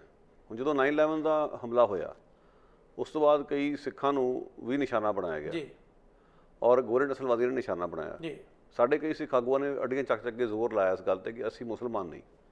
ਇਹਦਾ ਮਤਲਬ ਕੀ ਹੋਇਆ ਕਿ ਮੁਸਲਮਾਨਾਂ ਦੇ ਉੱਤੇ ਜ਼ੁਲਮ ਹੋਵੇ ਤਾਂ ਠੀਕ ਹੋਊਗਾ? ਹੁਣ ਜਿਵੇਂ ਇੱਕ ਮੂਲ ਵਾਸੀ ਔਰਤ ਤੇ ਵੈਂਕੂਵਰ 'ਚ ਹਮਲਾ ਹੋਇਆ, ਉਸ ਨੂੰ ਚੀਨੀ ਮੂਲ ਦੀ ਸਮਝ ਕੇ ਹਮਲਾ ਕੀਤਾ ਗਿਆ, ਤੇ ਕੀ ਮਤਲਬ ਜੇ ਇਹ ਅਸੀਂ ਜ਼ੋਰ ਦਈਏ ਇਸ ਗੱਲ ਤੇ ਕਿ ਉਹ ਮੂਲ ਵਾਸੀਆਂ ਤੇ ਚੀਨੀਆਂ ਵਿਚਾਲੇ ਫਰਕ ਕਰੋ, ਇਹ ਸਮੇਂ ਦੀ ਲੋੜ ਨਹੀਂ ਹੈ। ਸਮੇਂ ਦੀ ਲੋੜ ਇਹ ਹੈ ਕਿ ਤੁਸੀਂ ਇਹ ਵੇਖੋ ਕਿ ਪੈਰ ਪੈਰ ਤੇ ਜ਼ਿਆਦਤੀਆਂ ਹੋ ਰਹੀਆਂ ਨੇ। ਹਰ ਇੱਕ ਘੱਟ ਗਿਣਤੀ ਭਾਈਚਾਰੇ ਨੂੰ ਕਿਸੇ ਨਾ ਕਿਸੇ ਰੂਪ 'ਚ ਨਿਸ਼ਾਨਾ ਬਣਾਇਆ ਗਿਆ। ਜਿਹੜੇ ਨਸਲੀ ਹੈਂਕੜ ਨਾਲ ਭਰੇ ਹੋਏ ਲੋਕ ਨੇ, ਉਹ ਇਹ ਜਾਣਨਾ ਵੀ ਨਹੀਂ ਚਾਹੁੰਦੇ ਕਿ ਤੁਸੀਂ ਤੁਹਾਡੇ ਵਿੱਚ ਤੇ ਉਹਨਾਂ 'ਚ ਫਰਕ ਕੀ ਆ। ਤੁਹਾਡੀ ਚਮੜੀ ਦਾ ਰੰਗ ਭੂਰਾ, ਇਹੀ ਬਹੁਤ ਆ। ਬਿਨਾਂ ਉਕਸਾੜ ਦੇ ਤੁਹਾਨੂੰ ਕਿਸੇ ਵੇਲੇ ਵੀ ਨਿਸ਼ਾਨਾ ਬਣਾ ਸਕਦੇ, ਚਾਹੇ ਉਹਨਾਂ ਨੇ ਵਰਦੀ ਪਾਈ ਹੋਵੇ, ਚਾਹੇ ਵਰਦੀ ਤੋਂ ਬਾਹਰ ਹੋਣ। ਇਹ ਸੋਚ ਦੇ ਉੱਤੇ ਜਿਹੜਾ ਹਮਲਾ ਕਰਨ ਲਈ ਜ਼ਰੂਰੀ ਹੈ ਕਿ ਸਾਰੇ ਇਕੱਠੇ ਹੋਣ, ਘੱਟ ਗਿਣਤੀਆਂ ਦੇ ਫਿਰਕਿਆਂ ਵਾਲੇ ਲੋਕ। ਕਿਉਂਕਿ ਹਰ ਇੱਕ ਤੇ ਹੁਣ ਜਦੋਂ ਟਰੰਪ ਦੇ ਬਾਰੇ ਅਸੀਂ ਗੱਲ ਕਰੀਏ, ਟਰੰਪ ਹੁਣ ਮੋਦੀ ਦਾ ਬਹੁਤ ਵੱਡਾ ਸਪੋਰਟਰ ਹੈ ਜਾਂ ਮੋਦੀ ਦਾ ਸਪੋਰਟਰ ਹੈ। ਪਰ ਟਰੰਪ ਨੇ ਆ ਕੇ ਜੋ ਮੁਸਲਮਾਨਾਂ ਦੇ ਖਿਲਾਫ ਨਸਲੀ ਟਿੱਪਣੀਆਂ ਕੀਤੀਆਂ, ਉਸ ਦਾ ਨਤੀਜਾ ਇਹ ਹੋਇਆ ਕਿ ਇੱਕ ਹਿੰਦੂ ਦਾ ਵੀ ਕਤਲ ਹੋਇਆ। ਉਸ ਨੂੰ ਮੁਸਲਮਾਨ ਸਮਝ ਕੇ ਕਤਲ ਕਰ ਦਿੱਤਾ ਗਿਆ। ਹੁਣ ਕੱਲ੍ਹ ਨੂੰ ਇਹ ਜੇ ਅੱਡੀਆਂ ਚੱਕ ਕੇ ਜ਼ੋਰ ਦਿੱਤਾ ਜਾਵੇ ਕਿ ਉਹ ਹਿੰਦੂ ਜਿਹੜੇ ਨੇ ਉਹ ਮੁਸਲਮਾਨ ਨਹੀਂ, ਉਹ ਮੇਰਾ ਖਿਆਲ ਮਸਲਾ ਨਹੀਂ ਗਾ। ਮਸਲਾ ਇਹ ਕਿ ਜਿਹੜਾ ਵੀ ਵਿਅਕਤੀ ਬਾਹਰੋਂ ਆਇਆ ਹੋਇਆ ਜਾਂ ਜਿਹਦੀ ਨੈਣ ਨਕਸ਼ ਤੁਹਾਡੇ ਨਾਲ ਮੇਲ ਨਹੀਂ ਖਾਂਦੇ, ਤੁਸੀਂ ਉਹਨੂੰ ਆਪਣਾ ਦੁਸ਼ਮਣ ਮੰਨਦੇ ਹੋ। ਸਾਡੇ ਕਈ ਸਿੱਖ ਭਾਈਚਾਰੇ ਦੇ ਲੋਕ ਇਹ ਵੀ ਕਰਨਗੇ, ਜਿਵੇਂ ਟੈਕਸੀ ਦੇ ਵਿੱਚ ਅਕਸਰ ਹੋ ਜਾਂਦਾ ਕਿ ਗੋਰਾ ਨਸਲਵਾਦੀ ਚੜ੍ਹ ਗਿਆ, ਉਹਨੇ ਤੁਹਾਨੂੰ ਐਫ ਵਰਡ ਯੂਜ਼ ਕਰਕੇ ਤੁਹਾਨੂੰ ਹਿੰਦੂ ਕਹਿ ਦਿੱਤਾ। ਸਾਡੇ ਕਈ ਭਾਈਚਾਰੇ ਦੇ ਲੋਕ ਜ਼ੋਰ ਲਾਉਣ ਲੱਗ ਪੜਨਗੇ ਅਸੀਂ ਹਿੰਦੂ ਹੈ ਹੀ ਨਹੀਂ, ਤੇ ਕੀ ਤੁਸੀਂ ਜੇ ਕਹੋਗੇ ਤਾਂ ਉਹ ਜਾਨ ਛੱਡ ਦੂਗਾ, ਤੁਹਾਨੂੰ ਬਖਸ਼ ਦੂਗਾ? ਬਜਾਏ ਆਪਾਂ ਇਸ ਤਰ੍ਹਾਂ ਲੜਾਈਆਂ ਲੜਨ ਦੇ ਆਪਾਂ ਇਹ ਕਹੀਏ ਕਿ ਠੀਕ ਹੈ, ਜੇ ਤੂੰ ਉਹਦੀ ਪੱਗ ਨੂੰ ਹੱਥ ਪਾਏਗਾ ਤਾਂ ਮੈਂ ਵੀ ਨਾਲ ਖਲੋਤਾ। ਬਿਲਕੁਲ ਉਹ ਏਕਾ ਜਿਹੜਾ ਉਹਦੀ ਘਾਟ ਕਰਕੇ ਸਮੱਸਿਆਵਾਂ ਵੱਧ ਰਹੀਆਂ। ਮੈਨੂੰ ਅਫਸੋਸ ਨਾ ਕਹਿਣਾ ਪਊਗਾ ਕਿ ਗਦਰੀਆਂ ਵੇਲੇ ਇਹ ਗੱਲ ਨਹੀਂ ਸੀ। ਉਦੋਂ ਇੱਕ ਤੇ ਹਮਲਾ ਸਭ ਤੇ ਹਮਲਾ ਮੰਨਿਆ ਜਾਂਦਾ ਸੀ। ਉਹ ਵਾਲੀ ਭਾਵਨਾ ਕਿਧਰੇ ਨਾ ਕਿਧਰੇ ਖੁੱਸਦੀ ਜਾ ਰਹੀ ਹੈ, ਖਤਮ ਹੋ ਰਹੀ ਹੈ, ਜਿਸ ਦੇ ਕਰਕੇ ਸਮੱਸਿਆਵਾਂ ਲਗਾਤਾਰ ਵੱਧ ਰਹੀਆਂ। ਹੁਣ ਜਿਵੇਂ ਇਹਨੂੰ ਵਿਸ਼ਵ ਪੱਧਰ 'ਤੇ ਦੇਖੀਏ, ਜਿਵੇਂ ਅਮਰੀਕਾ ਦੀ ਇਹ ਘਟਨਾ, ਜਿਸ ਘਟਨਾ ਨੇ ਅੱਜ ਪੂਰੀ ਦੁਨੀਆ 'ਚ ਇੱਕ ਤਰ੍ਹਾਂ ਹੌਲਨਾਕ ਦ੍ਰਿਸ਼ ਜਿਹੜੇ ਉਹ ਵੀਡੀਓ ਜਦੋਂ ਕੋਈ ਦੇਖਦਾ ਤਾਂ ਪਤਾ ਲੱਗਦਾ, ਹਰ ਕਿਸ ਦਾ ਮਨ ਕੰਬਦਾ। ਪਰ ਬਹੁਤ ਸਾਰੀਆਂ ਐਸੀਆਂ ਘਟਨਾ ਜਿਨ੍ਹਾਂ ਦੀ ਕਿਤੇ ਵੀਡੀਓ ਨਹੀਂ, ਕਿਤੇ ਪਤਾ ਨਹੀਂ ਲੱਗ ਰਿਹਾ, ਪਰ ਉਹ ਲਗਾਤਾਰ ਹੋ ਰਹੀਆਂ ਨੇ, ਦੁਨੀਆ ਦੇ ਵੱਖ-ਵੱਖ ਹਿੱਸਿਆਂ 'ਚ ਹੋ ਰਹੀਆਂ ਨੇ, ਇੱਕ ਤੋਂ ਬਾਅਦ ਇੱਕ ਹੋ ਰਹੀਆਂ ਨੇ। ਉਹਨਾਂ ਸਾਰੀਆਂ ਘਟਨਾਵਾਂ ਨੂੰ ਜਦੋਂ ਅਸੀਂ ਕੁੱਲ ਮਿਲਾ ਕੇ ਵੱਡੇ ਸੰਦਰਭ 'ਚ ਦੇਖਦੇ ਹਾਂ, ਤਾਂ ਫਿਰ ਇਸ ਵੇਲੇ ਅਸੀਂ 21ਵੀਂ ਸਦੀ ਦੇ ਨਾਲੇ ਪੱਤ ਰਖਾਉਣੇ ਆ ਕਿ ਅਸੀਂ ਮਨੁੱਖ ਜਿਹੜਾ ਬੜਾ ਤਰੱਕੀ ਦੀ ਬੁਲੰਦੀ 'ਤੇ ਹੈ, ਬਹੁਤ ਕੁਛ ਹੈ, ਪਰ ਗਿਰਾਵਟ ਦਿਨੋਂ ਦਿਨ ਇਸ ਤਰ੍ਹਾਂ ਹੋ ਰਹੀ ਹੈ ਕਿ ਜਿਹੜਾ ਜੰਗਲ 'ਚ ਵਾਸ ਸੀ ਉਹਦਾ ਫਿਰ ਵੀ ਇੱਕ ਸਮਾਨਤਾ ਦਾ ਸੀ, ਪਰ ਹੁਣ ਜਿਹੜਾ ਮਹਿਲਾਂ 'ਚ ਵਾਸ ਤੇ ਜ਼ਮੀਨ ਅਸਮਾਨ ਦਾ ਫਰਕ ਹੈ, ਇੱਕ ਗੁਰਬਤ ਦਾ ਵਾਸ, ਉਹ ਜਿਹੜਾ ਫਰਕ ਹੈ। ਜਿਸ ਤਰ੍ਹਾਂ ਕਦੇ ਉਲਫਤ ਬਾਜਵਾ ਸਾਹਿਬ ਨੇ ਬੜਾ ਕਮਾਲ ਦਾ ਲਿਖਿਆ ਕਿ ਜ਼ਰਦਾਰ ਹੋ ਕੇ ਕਰੀਏ ਮਜ਼ਦੂਰ ਦੀ ਵਕਾਲਤ, ਮਿਹਨਤ ਕਸ਼ਾਂ ਦੇ ਜਾਈਏ ਬਲਿਹਾਰ ਉੱਤੋਂ ਉੱਤੋਂ, ਮਹਿਲਾਂ 'ਚ ਬਹਿ ਕੇ ਲਿਖੀਏ ਝੁੱਗੀਆਂ ਦਾ ਹਾਲ ਉਲਫਤ, ਭੁੱਖ ਮਾਰਿਆਂ ਦੇ ਬਣੀਏ ਗਮਖਾਰ ਉੱਤੋਂ ਉੱਤੋਂ। ਬਿਲਕੁਲ ਜਿਹੜਾ ਢੋਂਗ ਆ ਉਹਦੇ ਲੱਛਣ ਨੇ, ਕੋਈ ਅੰਦਰੋਂ ਨਿਸ਼ਠਾ ਨਹੀਂ ਹੈ, ਦ੍ਰਿੜਤਾ ਨਹੀਂ ਹੈ ਕਿ ਇਸ ਨੂੰ ਦੂਰ ਕਿਵੇਂ ਕੀਤਾ ਜਾਵੇ। ਇਕੱਲੇ ਬਿਆਨ ਦੇਣ ਨਾਲ ਤਾਂ ਗੱਲ ਨਹੀਂ ਨਾ ਬਣਨੀ। ਹੁਣ ਅੱਜ ਜਿਵੇਂ ਚੀਨੀ ਲੋਕਾਂ ਨਾਲ ਜੋ ਵੈਂਕੂਵਰ 'ਚ ਹੋ ਰਿਹਾ, ਏਸ਼ੀਆਈ ਮੂਲ ਦੇ ਲੋਕਾਂ ਨਾਲ ਵੈਂਕੂਵਰ 'ਚ ਹੋ ਰਿਹਾ, ਲੀਡਰਾਂ ਦੇ ਅਸੀਂ ਬਿਆਨ ਦੇਖੇ ਨੇ ਕਿ ਇਹ ਸਹਿਣਯੋਗ ਨਹੀਂ ਹੈ, ਇਹ ਗੱਲ ਮਾੜੀ ਹੈ, ਅਸੀਂ ਇਸ ਤਰ੍ਹਾਂ ਨਹੀਂ ਹਾਂ, ਕੈਨੇਡਾ ਇਸ ਤਰ੍ਹਾਂ ਨਹੀਂ ਹੈ, ਸਾਡਾ ਸਮਾਜ ਇਸ ਤਰ੍ਹਾਂ ਨਹੀਂ ਹੈ। ਅਸਲੀਅਤ ਇਹ ਕਿ ਸਾਡਾ ਸਮਾਜ ਇਸ ਤਰ੍ਹਾਂ ਹੀ ਹੈ ਔਰ ਇਸ ਤਰ੍ਹਾਂ ਹੀ ਸੀ। ਅਸੀਂ ਬਦਲਣ ਲਈ ਕੀ ਕੀਤਾ? ਉੱਪਰੋਂ ਜਿਹੜੀ ਤਬਦੀਲੀਆਂ ਹੋ ਰਹੀਆਂ ਨੇ ਉਸ ਦਾ ਕੋਈ ਖਾਸ ਅਸਰ ਨਹੀਂ ਹੁੰਦਾ। ਜਦੋਂ ਤੱਕ ਸਮਾਜਿਕ ਤਬਦੀਲੀ ਨਹੀਂ ਆਉਂਦੀ ਉਦੋਂ ਤੱਕ ਕੁਝ ਵੀ ਹੱਲ ਨਹੀਂ ਹੋਣਾ। ਹੁਣ ਭਾਰਤ ਦੀ ਮਿਸਾਲ ਮੈਂ ਦੇਣੀ ਚਾਹੁੰਦਾ, ਤਰੱਕੀ ਉੱਥੇ ਬਹੁਤ ਹੋ ਗਈ ਹੈ, ਇਸ 'ਚ ਕੋਈ ਸ਼ੱਕ ਨਹੀਂ, ਤਰੱਕੀ ਹੋਈ ਹੈ। ਵਿਗਿਆਨਕ ਤਰੱਕੀ ਬਹੁਤ ਹੋਈ ਹੈ। ਉਹ ਤਰੱਕੀ ਦਾ ਆਨੰਦ ਸਾਰੇ ਉੱਥੇ ਮਾਣ ਵੀ ਰਹੇ ਨੇ, ਔਰ ਸਭ ਤੋਂ ਵੱਧ ਮਾਣ ਰਹੇ ਨੇ ਉਹ ਲੋਕ ਜਿਹੜੇ ਅੱਜ ਭਾਰਤ ਨੂੰ ਪੱਥਰ ਯੁੱਗ ਵੱਲ ਲਿਜਾਣ ਦੀਆਂ ਗੱਲਾਂ ਕਰ ਰਹੇ, ਉਹ ਵੀ ਬਰਾਬਰ ਮਾਣ ਰਹੇ ਨੇ। ਔਰ ਉੱਥੋਂ ਤੱਕ ਇਹ ਵੀ ਕਹਿ ਰਹੇ ਨੇ ਕਿ ਸਾਡੀ ਸੰਸਕ੍ਰਿਤੀ ਖੁਦ ਇਸ ਤਰ੍ਹਾਂ ਦੀ ਵਿਗਿਆਨ ਦੀ ਆਗਿਆ ਦਿੰਦੀ ਹੈ। ਮਤਲਬ ਭੰਬਲ ਭੂਸਾ ਖੜਾ ਕੀਤਾ ਜਾ ਰਿਹਾ ਜੀ। ਜਦੋਂ ਕਿ ਸਮਾਜਿਕ ਚੇਤਨਾ ਦੇ ਪੱਧਰ ਤੇ ਉਹਨਾਂ ਦੇ ਵਿੱਚ ਕੋਈ ਤਬਦੀਲੀ ਨਹੀਂ ਆਈ, ਤੇ ਨਾ ਉਹਨਾਂ ਦੀ ਕੋਈ ਮਨਸ਼ਾ ਹੈ ਕਿ ਤਬਦੀਲੀ ਆਵੇ, ਕਿਉਂਕਿ ਉਹ ਜਿਹੜੀ ਜ਼ਾਤ ਪਾਤ ਦੀਆਂ ਕੰਧਾਂ ਨੇ, ਵਰਨਵਾਦ ਦੀਆਂ ਜਿਹੜੇ ਵਰਨ ਵੰਡ ਦੀਆਂ ਕੰਧਾਂ ਨੇ, ਉਹਨਾਂ ਨੂੰ ਫਿੱਟ ਆਉਂਦੀਆਂ। ਉਹ ਕਿਉਂ ਚਾਹਣਗੇ ਚੇਂਜਿਸ ਆਉਣ? ਜਦੋਂ ਤੱਕ ਅਸੀਂ ਉਸ ਚੀਜ਼ ਨੂੰ ਨਹੀਂ ਸਮਝਦੇ ਉਦੋਂ ਤੱਕ ਸਮੱਸਿਆ ਰਹੂਗੀ ਜੀ। ਹੁਣ ਕਹਿਣ ਨੂੰ ਜੋ ਮਰਜ਼ੀ ਕਹੀ ਜਾਓ, ਰਾਸ਼ਟਰਪਤੀ ਓਬਾਮਾ ਸਿਆਹ ਨਸਲ ਤੋਂ ਸੀ ਜੀ, ਤਾਂ ਇਸ ਤੋਂ ਇਲਾਵਾ ਹੋਰ ਬੜੀਆਂ ਸਾਡੇ ਕੋਲ ਮਿਸਾਲਾਂ ਨੇ। ਪਰ ਜਿਹੜੀ ਸਮਾਜਿਕ ਪੱਧਰ ਜਿਹੜੀ ਚੇਤਨਾ ਲਿਆਉਣ ਦੀ ਗੱਲ ਆ, ਉਹਦੇ 'ਚ ਪਾਰਟੀਆਂ ਨੇ ਕੀ ਕੀਤਾ? ਬਿਲਕੁਲ ਸਿਆਸੀ ਲੀਡਰਾਂ ਨੇ ਕੀ ਕੀਤਾ? ਕੀ ਇਹ ਸਿਰਫ ਇੱਕ ਸਿਆਸੀ ਲੀਡਰ ਨੇ ਜਾਂ ਇਹ ਸਮਾਜਿਕ ਲੀਡਰ ਵੀ ਨੇ? ਸੋ ਉਸ ਵਿੱਚ ਬਹੁਤ ਵੱਡਾ ਇੱਕ ਖੱਪਾ ਜਿਹੜਾ ਪੂਰਨ ਵਾਲਾ। ਬਿਲਕੁਲ ਸੱਚ, ਸੱਚਾਈ ਹੈ ਜੀ। ਥਾਟ ਦੀ ਗੱਲ ਜਿਸ ਤਰ੍ਹਾਂ ਦੀ ਹੈ ਜਾਂ ਜਿਸ ਕਿਸਮ ਦੀ ਉਹਨਾਂ ਨੇ ਨੀਤੀ ਲਾਗੂ ਕਰਨੀ ਹੈ, ਉਹ ਬੜਾ ਖਤਰਨਾਕ ਦੌਰ ਹੈ। ਤੁਸੀਂ ਜ਼ਿਕਰ ਜਿਸ ਤਰ੍ਹਾਂ ਕੀਤਾ ਬਰਾਕ ਓਬਾਮਾ ਦਾ ਕੀਤਾ, ਹਾਲਾਂਕਿ ਉਸ ਦਾ ਰੰਗ ਨਸਲ ਉਹ ਸੀ, ਪਰ ਉਹਨਾਂ ਲੋਕਾਂ ਤੇ ਜ਼ੁਲਮ ਬੰਦ ਨਹੀਂ ਹੋਏ। ਹਾਲਾਂਕਿ ਉਸ ਨੂੰ ਅਗਾਂਹ ਵਧੂ ਨੇਤਾ ਮੰਨਿਆ ਜਾਂਦਾ। ਭਾਰਤ ਦੇ ਵਿੱਚ ਨਰਿੰਦਰ ਮੋਦੀ ਪ੍ਰਧਾਨ ਮੰਤਰੀ ਹੈ। ਦੇਸ਼ ਦਾ ਢਾਂਚਾ ਜਿਹੜਾ ਜਿਸ ਕਿਸਮ ਦਾ ਹੈ, ਜੇ ਅਸੀਂ ਖੁਦ ਦੇਖੀਏ ਬਜ਼ਾਤੇ ਖੁਦ, ਉਹ ਜਿਹੜਾ ਇੱਕ ਮੂਲ ਰੂਪ ਦੇ ਵਿੱਚ ਅਸੀਂ ਦੇਖੀਏ ਕਿ ਵੰਸ਼ਜ ਦੇ ਤੌਰ ਤੇ ਉਹ ਵਿਅਕਤੀ ਜਿਹੜਾ ਹੈ ਕਿਤੇ ਨਾ ਕਿਤੇ ਕਬੀਰ ਪੰਥੀਆਂ ਦੇ ਵਿੱਚੋਂ ਪਿਛੋਕੜ ਜਾ ਜੁੜਦਾ ਹੈ, ਤੇ ਇਹ ਲੁਕੋਇਆ ਜਾ ਰਿਹਾ, ਜਦ ਕਿ ਸੱਚ ਹੈ। ਜਦੋਂ ਚੋਣਾਂ ਦਾ ਦੌਰ ਚੱਲਿਆ ਸੀ ਤੇ ਇਹ ਬਨਾਰਸ ਦੇ ਖੇਤਰ ਦੇ ਵਿੱਚ ਜਿੱਥੇ ਕਿ ਕਬੀਰ ਦਾ ਗੜ੍ਹ ਸੀ, ਉਸ ਥਾਂ ਤੇ ਉਸ ਪ੍ਰਚਾਰ ਦੇ ਲਈ ਉਸ ਟਾਈਮ ਤੇ ਮੋਦੀ ਦੇ ਸਾਰੇ ਜਿਹੜੇ ਰਿਸ਼ਤੇਦਾਰ ਦਾਇਰੇ ਦੇ ਲੋਕ ਸਨ, ਉਹਨਾਂ ਨੇ ਸਾਰੇ ਕਬੀਰ ਪੰਥੀਆਂ ਦੇ ਅਸਥਾਨਾਂ ਦੇ ਉੱਪਰ ਜਾ ਕੇ ਆਪਣਾ ਡੇਰਾ ਲਾ ਲਿਆ ਸੀ। ਤੇ ਉਹਨਾਂ ਦੇ ਇੱਕੋ ਹੀ ਆਵਾਜ਼ ਸੀ, ਜਿਹੜੇ ਮੂਲ ਉੱਥੇ ਕਬੀਰ ਪੰਥੀ ਸੀ, ਕਿ ਭਾਈ ਤੁਹਾਡਾ ਆਗੂ ਸੱਚਮੁੱਚ ਜੇ ਕਬੀਰ ਪੰਥੀਆਂ ਦੀ ਗੱਲ ਤੁਸੀਂ ਕਰਦੇ ਹੋ ਤਾਂ ਉਹਦੇ ਸਿਧਾਂਤ ਤਾਂ ਉਲਟ ਚੱਲ ਰਿਹਾ ਹੈ। ਹੁਣ ਇਹ ਵੀ ਹੈ ਕਿ ਜੁਲਾਹੇ ਪਰਿਵਾਰ ਦੇ ਵਿੱਚ ਕਬੀਰ ਜਿਹੜੇ ਜਨਮੇ, ਜਿਸ ਤਰ੍ਹਾਂ ਦਾ ਉਹਨਾਂ ਦਾ ਇਨਕਲਾਬ ਸੀ, ਉਹਨਾਂ ਨੇ ਉਸ ਵੇਲੇ ਦੇ ਬ੍ਰਾਹਮਣੀ ਨਿਜ਼ਾਮ ਨੂੰ ਚੁਣੌਤੀ ਦਿੱਤੀ, ਜਿਹੜਾ ਅੱਜ ਸੋ ਕਾਲਡ RSS ਜਾਂ ਜੋ ਵੀ ਸ਼ਕਤੀਆਂ ਨੇ ਉਹ ਕਿਤੇ ਖੜ ਵੀ ਨਹੀਂ ਸਨ ਸਕਦੀਆਂ ਉਹਦਾ ਸਾਹਮਣਾ ਕਰਦੇ। ਹੁਣ ਇੱਕ ਆਪਣੇ ਆਪ ਨੂੰ ਦਾਅਵਾ ਵੀ ਉਹ ਕਰਦਾ, ਬਰਾਦਰੀ ਵੀ ਉਹ, ਇੱਥੋਂ ਤੱਕ ਦੇਖੋ ਕੋਈ ਉੱਚੀ ਵੰਸ਼ ਦੇ ਵਿੱਚੋਂ ਨਹੀਂ, ਆਪ ਖੁਦ ਹੋਣ ਦੇ ਬਾਵਜੂਦ ਜਦੋਂ ਇੱਕ ਸੋਚ ਉਹ ਅਪਣਾ ਲਈ, ਉਹ ਸੋਚ ਜਿਹੜੀ ਕਿ ਅੱਜ ਭਾਰਤ ਨੂੰ ਇੱਕੋ ਰੰਗ ਦੇ ਵਿੱਚ ਰੰਗਣ ਦੀ ਕੋਸ਼ਿਸ਼ ਕਰ ਰਹੀ ਹੈ, ਸਿਧਾਂਤ ਨੂੰ ਸੱਟ ਮਾਰ ਲਈ। ਜੇ ਪੰਜਾਬ ਦੇ ਵਿੱਚ ਲੋੜ ਪਈ, ਪੰਜਾਬ 'ਚ ਦਸਤਾਰਧਾਰੀ ਵੀ ਸੱਜ ਗਏ, ਆਪਣੇ ਆਪ ਨੂੰ ਉਸ ਕਮਿਊਨਿਟੀ ਦਾ ਹਿੱਸਾ ਬਣਾ ਕੇ ਆਪਣੇ ਵਰੇ ਵੀ ਕੱਟ ਲਏ, ਸਮਾਂ ਵੀ ਗੁਜ਼ਾਰ ਲਿਆ। ਜਲੰਧਰ ਦੇ ਵਿੱਚ ਕਬੀਰ ਪੰਥੀਆਂ ਦੇ ਅਸਥਾਨ ਤੇ ਵੀ ਇਹ ਠਹਿਰਦੇ ਰਹੇ। ਇਹ ਵਰਿਆਂ ਬੱਧੀ ਗੱਲ ਹੈ, ਕੁਝ ਦਿਨਾਂ ਦੀ ਗੱਲ ਨਹੀਂ। ਪਰ ਅਖੀਰ ਨੂੰ ਜੇ ਅਸੀਂ ਇਹ ਦੇਖੀਏ, ਕਬੀਰ ਦਾ ਸੁਨੇਹਾ ਕੀ ਸੀ, ਕਬੀਰ ਦਾ ਸਿਧਾਂਤ ਕੀ ਸੀ? ਜੇਕਰ ਤੁਸੀਂ ਬਾਗਡੋਰ ਸਾਂਭੀ ਹੈ ਤੇ ਉਸ ਗੱਲ ਨੂੰ ਲੈ ਕੇ ਚੱਲੋ। ਕਬੀਰ ਨੇ ਤਾਂ ਖੁੱਲ੍ਹ ਕੇ ਐਸਾ ਕਟਾਕਸ਼ ਮਾਰਿਆ, ਜੇ ਅੱਜ ਭਾਰਤ ਨੂੰ ਕਬੀਰ ਦਾ ਭਾਰਤ ਬਣਾ ਸਕਦੇ ਤਾਂ ਇਨਸਾਨੀਅਤ ਦੀ ਗੱਲ ਸੀ, ਲੇਕਿਨ ਉਹ ਤਾਂ ਜ਼ਮੀਨ ਅਸਮਾਨ ਦਾ ਫਰਕ ਹੋ ਗਿਆ। ਕਬੀਰ ਦਾ ਭਾਰਤ ਜੇ ਹੁੰਦਾ ਤੇ ਉੱਥੇ ਮੋਦੀ ਵਰਗੇ ਨੇ ਪ੍ਰਧਾਨ ਮੰਤਰੀ ਨਹੀਂ ਸੀ ਬਣਨਾ। ਜੇ ਕਬੀਰ ਦਾ ਭਾਰਤ ਹੁੰਦਾ ਤੇ ਨਾ ਤਾਂ 84 ਦੇ ਕਤਲੇਆਮ ਹੋਣੇ ਸੀ, ਨਾ 2002 ਦੇ ਕਤਲੇਆਮ ਹੋਣੇ ਸੀ। ਜਿਹੜੀਆਂ ਦਲਿਤਾਂ ਦੇ ਖਿਲਾਫ ਐਡੇ ਵੱਡੇ ਕਤਲੇਆਮ ਹੋਏ ਨੇ, ਜਾਂ ਜਿਹੜੀ ਐਡੇ ਫਿਰਕੂ ਕਤਲੇਆਮ, ਜਾਂ ਉਸ ਤੋਂ ਇਲਾਵਾ ਵੱਡੇ ਜਿਹਨੂੰ ਕਹਿ ਸਕਦੇ ਹਾਂ ਅਸੀਂ ਕਿ ਬਹੁਤ ਵੱਡੇ ਜ਼ੁਲਮ ਹੋਏ ਆ, ਢਾਂਚਾਗਤ ਜ਼ੁਲਮ, ਉਹ ਨਹੀਂ ਸੀ ਹੋਣੇ ਕਦੇ ਵੀ। ਸੋ ਕਹਾਣੀ ਬਣ ਤਾਂ ਰਹੀ ਹੈ ਉੱਥੇ ਹਮੇਸ਼ਾ। ਰਾਜ ਤਾਂ ਬ੍ਰਾਹਮਣਵਾਦ ਦਾ ਹੀ ਆ, ਬੋਲਬਾਲਾ ਉਸ ਸ਼ਕਤੀ ਦਾ ਹੈ।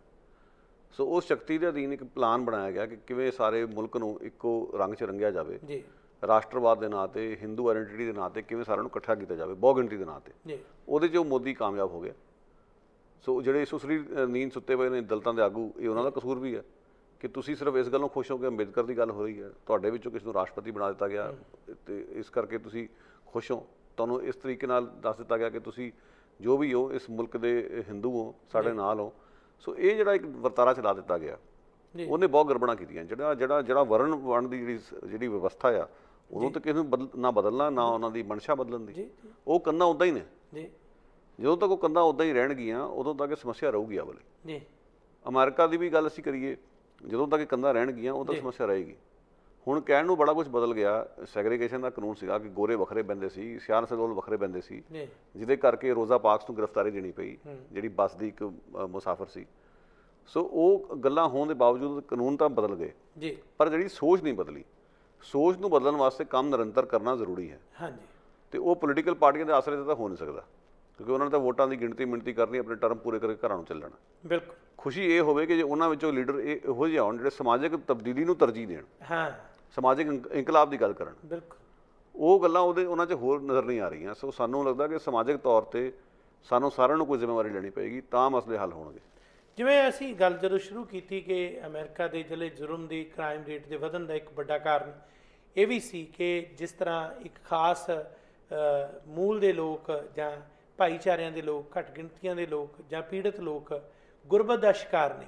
ਹੁਣ ਇਹ ਦੇਖੋ, ਦੁਨੀਆ ਦੇ ਵਿੱਚ ਜੇ ਅਸੀਂ ਕੈਨੇਡਾ 'ਚ ਬੈਠੇ ਹਾਂ ਤਾਂ ਬੁਨਿਆਦੀ ਤੌਰ 'ਤੇ ਕਿਹਾ ਜਾਂਦਾ ਹੈ ਕਿ ਜਿਹੜੀਆਂ ਹਰ ਵਿਅਕਤੀ ਨੂੰ ਉਹਨਾਂ ਦੀਆਂ ਲੋੜਾਂ ਪੂਰੀਆਂ ਕਰਨ ਦੇ ਵਾਸਤੇ ਖੁਰਾਕ ਤੇ ਉਹਦੇ ਲਈ ਜਿੰਨੀਆਂ ਲੋੜਾਂ ਕਰਨ ਲਈ ਦਿੱਤਾ ਜਾਏ, ਉਸ ਫੀਸਦੀ ਦੇ ਵਿੱਚ ਜੇ ਕੁੱਲ ਮਿਲਾ ਕੇ ਦੁਨੀਆ ਭਰ ਦੇ ਵਿੱਚ ਵੰਡਿਆ ਜਾਏ ਤਾਂ ਦੁਨੀਆ ਨੂੰ ਅੱਜ ਤੋਂ 20 ਗੁਣਾ ਜ਼ਿਆਦਾ ਪ੍ਰੋਡਕਸ਼ਨ ਦੀ ਲੋੜ ਹੈ ਖੁਰਾਕ ਦੀ ਹੁਣ ਤੋਂ। ਇਹਦਾ ਮਤਲਬ ਇਹ ਹੈ ਜੇ ਨਹੀਂ ਤਾਂ ਦੁਨੀਆ ਦੇ ਕਿੰਨੇ ਮੁਲਕ ਤੇ ਉਹਨਾਂ ਮੁਲਕਾਂ 'ਚ ਕਿੰਨੇ ਲੋਕ ਐਸੇ ਨੇ, ਅਰਬਾਂ ਲੋਕ, ਜਿਹੜੇ ਇਸ ਵੇਲੇ ਉਹ ਜ਼ਿੰਦਗੀ ਬਸਰ ਕਰ ਰਹੇ ਨੇ ਜਿਹੜੀ ਮਿਨੀਮਮ ਵੀ ਇਨਸਾਨ ਦੇ ਲਈ ਲੋੜੀਂਦੀਆਂ ਜ਼ਰੂਰਤਾਂ ਦੇ ਬਰਾਬਰ ਨਹੀਂ। ਇਹਦਾ ਅਰਥ ਇਹ ਵੀ ਹੋਇਆ ਕਿ ਦੁਨੀਆ ਜੇਕਰ ਅੱਜ ਬਚੀ ਹੋਈ ਹੈ ਤਾਂ ਸਿਰਫ ਗਰੀਬਾਂ ਦੇ ਤੇ ਗਰੀਬੀ ਦੇ ਕਾਰਨ ਬਚੀ ਹੈ, ਕਿਉਂਕਿ ਉਹਨਾਂ ਦੀ ਕੀਮਤ ਤੇ ਹੀ ਅਮੀਰ ਜਿਹੜੇ ਆ ਉਹ ਸਾਰੇ ਐਸ਼ ਇਸ਼ਰਤ ਸੁੱਖ ਭੋਗ ਰਹੇ ਨੇ। ਜਿਨ੍ਹਾਂ ਦੀਆਂ ਬੁਨਿਆਦੀ ਲੋੜਾਂ ਪੂਰੀਆਂ ਨਹੀਂ ਹੋ ਰਹੀਆਂ ਉਹ ਅਧੂਰਾਪਣ ਆਪਣਾ ਕੱਟ ਰਹੇ ਨੇ, ਦੂਜੇ ਅੰਨਾ ਪੈਸਾ ਇਕੱਠਾ ਕਰਕੇ ਐਸ਼ ਇਸ਼ਰਤ ਕਰ ਰਹੇ ਨੇ। ਜਿਹੜੇ ਲੋਕ ਉਸ ਹਾਸ਼ੀਏ ਦੇ ਥੱਲੇ ਨੇ ਉਹਨਾਂ ਨੂੰ ਉੱਪਰ ਲਿਆਉਣ ਦੇ ਲਈ, ਉਹਨਾਂ ਦੇ ਵਾਸਤੇ ਆਵਾਜ਼ ਉਠਾਉਣ ਲਈ, ਉਹਨਾਂ ਦੇ ਹੱਕਾਂ ਦੇ ਵਾਸਤੇ ਮੈਨੂੰ ਲੱਗਦਾ ਨਾ ਤਾਂ ਕੋਈ ਇਹੋ ਜਿਹੀ ਜਿਹੜੀ ਮੂਵਮੈਂਟ ਚੱਲ ਰਹੀ ਹੈ, ਨਾ ਵਿਸ਼ਵ 'ਚ ਚੇਤਨਾ ਇਸ ਪੱਧਰ ਦੀ ਹੈ। ਇੱਕਾ ਦੁੱਕਾ ਜਿਸ ਕਿਸਮ ਦਾ ਹਰ ਮੁਲਕ ਦੇ ਵਿੱਚ ਯਤਨ ਚੱਲ ਰਹੇ ਨੇ, ਸਰਕਾਰਾਂ ਨੇ ਤਾਂ ਕਰਨਾ ਹੀ ਕੀ ਹੈ, ਪਰ ਆਮ ਲੋਕ ਵੀ ਜਿਹੜੀ ਅਸੀਂ ਕਹੀਏ ਆਵਾਮ ਇਕੱਠੀ ਨਹੀਂ ਹੋ ਰਹੀ ਇਸ ਵਾਸਤੇ। ਦੇਖੋ, ਸਮੱਸਿਆ ਇਹ ਬਣ ਗਈ ਕਿ ਜਿਹੜੀ ਖੱਬੇ ਪੱਖੀ ਪਾਰਟੀਆਂ ਨੇ ਜਿਨ੍ਹਾਂ ਦੇ ਕੋਲ ਇਸ ਕਿਸਮ ਦਾ ਇੱਕ ਪੂਰਾ ਮਿਥਿਆ ਪ੍ਰੋਗਰਾਮ ਹੈ ਜੀ, ਉਹਨਾਂ 'ਚ ਕਈ ਘਾਟਾ ਹੋ ਸਕਦੀ, ਪਰ ਉਹ ਪ੍ਰੋਗਰਾਮਾਂ ਦੇ ਵਿੱਚ ਕਾਫੀ ਚੀਜ਼ਾਂ ਨੇ ਜਿਹੜੀਆਂ ਕੀਤੀਆਂ ਜਾ ਸਕਦੀਆਂ ਜੀ। ਪਰ ਸਮੱਸਿਆ ਇਹ ਆ ਰਹੀ ਕਿ ਖੱਬੀਆਂ ਪਾਰਟੀਆਂ ਖੁਦ ਬਣੀਆਂ ਹੋਈਆਂ ਜੀ। ਜਿਹੜੀਆਂ ਪਾਰਟੀਆਂ ਦਾ ਪਹਿਲਾਂ ਇਹ ਕਹਿਣਾ ਸੀ ਕਿ ਸਾਡੇ ਲਈ ਸਾਰੀ ਦੁਨੀਆ ਇੱਕ ਬਰਾਬਰ ਹੈ ਜੀ, ਸਾਰਾ ਸੰਸਾਰ ਹੀ ਸਾਡਾ ਘਰ ਹੈ, ਸਾਡੇ ਲਈ ਕੋਈ ਹੱਦਾਂ ਨਹੀਂ, ਕੋਈ ਸਰਹੱਦਾਂ ਨਹੀਂ। ਨੈਸ਼ਨਲਿਜ਼ਮ ਦੇ ਨਾਂ 'ਤੇ ਉਹ ਪਾਰਟੀਆਂ ਵੰਡੀਆਂ ਹੋਈਆਂ ਜੀ। ਇੰਡੀਆ ਦੀ ਕਮਿਊਨਿਸਟ ਪਾਰਟੀ ਉਹ ਬੋਲੂਗੀ ਜੋ ਇੰਡੀਆ ਗਵਰਨਮੈਂਟ ਨੂੰ ਜਾਂ ਇੰਡੀਅਨ ਸਟੇਟ ਨੂੰ ਪਸੰਦ ਆਊਗਾ ਜੀ, ਉਸ ਦੇ ਦਾਇਰੇ ਤੋਂ ਬਾਹਰ ਨਹੀਂ ਸੋਚ ਸਕਦੀ। ਚਾਈਨਾ ਵਾਲਿਆਂ ਦਾ ਵੀ ਹਾਲ ਇਹੀ ਹੈ। ਸੋ ਪਹਿਲਾਂ ਤਾਂ ਇਹ ਕਹਿ ਸਕਦੇ ਕਿ ਜਿਹੜਾ ਕਮਿਊਨਿਸਟ ਹੈ ਉਹਦੀ ਬੋਲੀ ਇੰਡੀਆ 'ਚ ਵੀ ਉਹੀ ਹੋਊਗੀ, ਪਾਕਿਸਤਾਨ 'ਚ ਵੀ ਉਹੀ ਹੋਊਗੀ, ਰਸ਼ੀਆ 'ਚ ਵੀ ਉਹੀ ਹੋਊਗੀ, ਚਾਈਨਾ 'ਚ ਵੀ, ਅਮਰੀਕਾ 'ਚ ਵੀ, ਪਰ ਇੱਦਾਂ ਕੁਝ ਹੁੰਦਾ ਨਜ਼ਰ ਨਹੀਂ ਆ ਰਿਹਾ। ਨੈਸ਼ਨਲਿਜ਼ਮ ਦੇ ਨਾਂ 'ਤੇ ਸਭ ਨੇ ਆਪਣੇ ਆਪਣੇ ਜਿਹੜੇ ਹਿੱਤ ਨੇ ਉਹ ਬਿਲਕੁਲ ਉਹਨਾਂ ਸੁੰਗੜ ਗਏ ਉਹਨਾਂ ਦੇ। ਸੋ ਕਿਉਂਕਿ ਉਹ ਸੁੰਗੜ ਗਏ ਤਾਂ ਆਪ ਵੀ ਉਹ ਸੁੰਗੜ ਕੇ ਰਹਿ ਗਏ। ਸੋ ਉਹ ਜਿਹੜੀ ਤਾਕਤ ਜਿਹਨੇ ਅੰਤਰਰਾਸ਼ਟਰੀ ਪੱਧਰ ਦੇ ਉੱਤੇ ਇਸ ਕਿਸਮ ਦੀ ਤਾਕਤ ਬਣਨਾ ਸੀ ਕਿ ਸਾਰੀ ਦੁਨੀਆ ਦੇ ਕੁੱਲ ਜਿਹੜੇ ਦੱਬੇ ਕੁਚਲੇ ਲੋਕ ਨੇ, ਹਾਸ਼ੀਆਗ੍ਰਸਤ ਨੇ, ਮਜ਼ਦੂਰ ਜਮਾਤ ਆ, ਉਹਨਾਂ ਨੂੰ ਕੋਈ ਰਾਹਤ ਮਿਲ ਸਕੇ, ਉਹ ਵਾਲੀ ਗੱਲਾਂ ਹੁਣ ਲੱਗਦਾ ਬਹੁਤ ਪਿੱਛੇ ਰਹਿ ਗਈਆਂ। ਸੋ ਟੁੱਟਵੇਂ ਤੌਰ 'ਤੇ ਜ਼ਰੂਰ ਸੰਘਰਸ਼ ਹੋ ਰਹੇ ਨੇ, ਇਸ 'ਚ ਕੋਈ ਸ਼ੱਕ ਨਹੀਂ ਗਾ।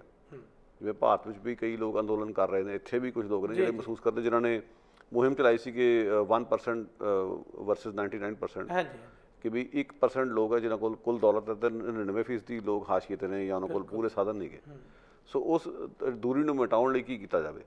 ਉਹਨਾਂ ਨੇ ਇਸੇ ਲਹਿਰਾਂ ਚਲਾਈਆਂ, ਕਦੇ ਉਹ ਲਹਿਰਾਂ ਚੜ੍ਹਾਈ ਵੱਲ ਹੁੰਦੀਆਂ, ਕਦੇ ਨਿਵਾਣ ਵੱਲ ਚਲੀਆਂ ਜਾਂਦੀਆਂ। ਅੱਜ ਕੱਲ੍ਹ ਸੁਣ ਨਹੀਂ ਰਹੇ ਬਹੁਤਾ ਉਹਨਾਂ ਬਾਰੇ। ਹੁਣ ਕੋਵਿਡ-19 ਤੋਂ ਬਾਅਦ ਇੱਕ ਹੋਰ ਨਵਾਂ ਸੰਕਟ ਆ ਰਿਹਾ ਜੀ, ਆਰਥਿਕਤਾ ਦਾ ਸੰਕਟ ਆ ਰਿਹਾ, ਆਰਥਿਕ ਦੂਰੀਆਂ ਦਾ, ਆਰਥਿਕ ਪਾੜੇ ਦਾ ਸੰਕਟ ਆ ਰਿਹਾ, ਇਸ ਵਿੱਚ ਨਸਲਵਾਦ ਨੂੰ ਹੋਰ ਬਲ ਮਿਲਣਾ।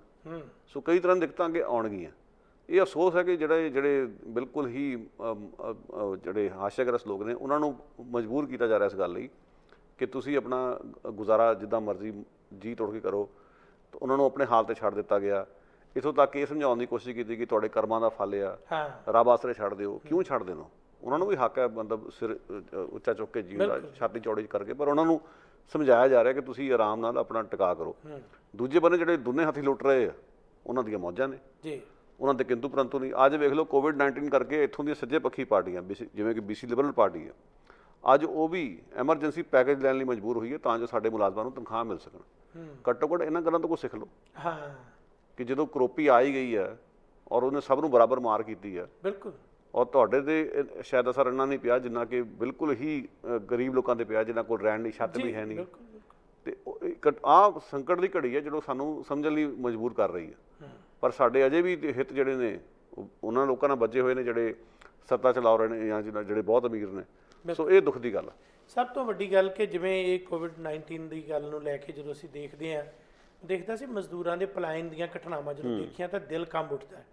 ਅਸੀਂ ਦਰਸ਼ਕਾਂ ਦੇ ਲਈ ਸਕਰੀਨ ਤੇ ਵੀ ਇੱਕ ਦ੍ਰਿਸ਼ ਵੀ ਜ਼ਰੂਰ ਸਾਂਝਾ ਕਰਾਂਗੇ, ਜਿਸ ਦੇ ਵਿੱਚ ਕਿਸ ਤਰੀਕੇ ਨਾਲ ਜਿਹੜੀ ਇੱਕ ਔਰਤ ਆਪਣੇ ਬੱਚੇ ਨੂੰ ਲੈ ਕੇ ਮੀਲਾਂ ਬੱਧੀ ਸਫ਼ਰ ਤੈਅ ਕਰ ਰਹੀ ਹੈ, ਤੇ ਉਹ ਲੰਮੇ ਸਫ਼ਰ ਦੇ ਵਿੱਚੋਂ ਉਹ ਬੱਚਾ ਉਹ ਤੋਂ ਸਵਾਲ ਇਹ ਕਰਦਾ ਕਿ ਮਾਂ ਹੁਣ ਕਿੰਨਾ ਕੁ ਪੈਂਡਾ ਹੋਰ ਬਾਕੀ ਹੈ, ਤਾਂ ਉਹ ਕਹਿੰਦੀ ਵੀ ਪੁੱਤ ਥੋੜ੍ਹਾ ਜਿਹਾ ਹੋਰ ਚੱਲ, ਅੱਗੇ ਜਾ ਕੇ ਜਿਹੜਾ ਹੈ ਆਪਣੀ ਮੰਜ਼ਿਲ ਮਿਲ ਜੂ। ਉਹ ਇੱਕ ਜਿਹੜਾ ਕਾਰਟੂਨ ਹੈ ਜਾਂ ਉਹ ਇੱਕ ਦ੍ਰਿਸ਼ ਹੈ, ਮੈਂ ਦੇਖ ਰਿਹਾ ਸੀ ਉਹਨੂੰ ਵੀ ਇੱਕ ਔਰਤ ਆਪਣੇ ਕਦਮਾਂ ਦੇ ਨਾਲ ਉਹ ਸੜਕ ਜਿਹੜੀ ਮੀਲਾਂ ਹਜ਼ਾਰਾਂ ਸੈਂਕੜੇ ਮੀਲਾਂ ਲੰਮੀ ਹੈ ਉਸ ਨੂੰ ਕਿਵੇਂ ਮਾਪ ਰਹੀ ਹੈ, ਤੇ ਉਹ ਚੀਜ਼ ਹਰ ਬੰਦਾ ਅੱਜ ਮਹਿਸੂਸ ਕਰ ਰਿਹਾ। ਇਹ ਇੱਕ ਵਿਅਕਤੀ ਦਾ ਸੰਕਟ ਨਹੀਂ ਜਾਂ ਕੁਝ ਸੈਂਕੜਿਆਂ ਦਾ ਨਹੀਂ, ਲੱਖਾਂ ਲੋਕ ਅੱਜ ਇਹਦੇ ਵਿੱਚੋਂ ਦੀ ਲੰਘ ਰਹੇ ਨੇ। ਤੇ ਇਹ ਸਿਤਮ ਹੈ ਕਿ ਕਿਸੇ ਦੀ ਮੌਤ ਉਹਨਾਂ ਹਾਦਸਿਆਂ 'ਚ ਹੋ ਗਈ, ਕੋਈ ਉਹ ਆਪਣੇ ਟਿਕਾਣੇ ਤੇ ਨਾ ਪਹੁੰਚ ਸਕਿਆ, ਕੋਈ ਰਸਤੇ 'ਚ ਮਰ ਮੁੱਕ ਗਿਆ, ਕਿਸੇ ਨੇ ਉੱਥੇ ਪਹੁੰਚ ਕੇ ਜਾ ਕੇ ਦਮ ਤੋੜ ਦਿੱਤਾ, ਕੋਈ ਆਰਥਿਕ ਮਜਬੂਰੀ ਦੇ ਖਾਤਰ ਖੁਦਕੁਸ਼ੀਆਂ ਕਰ ਗਿਆ।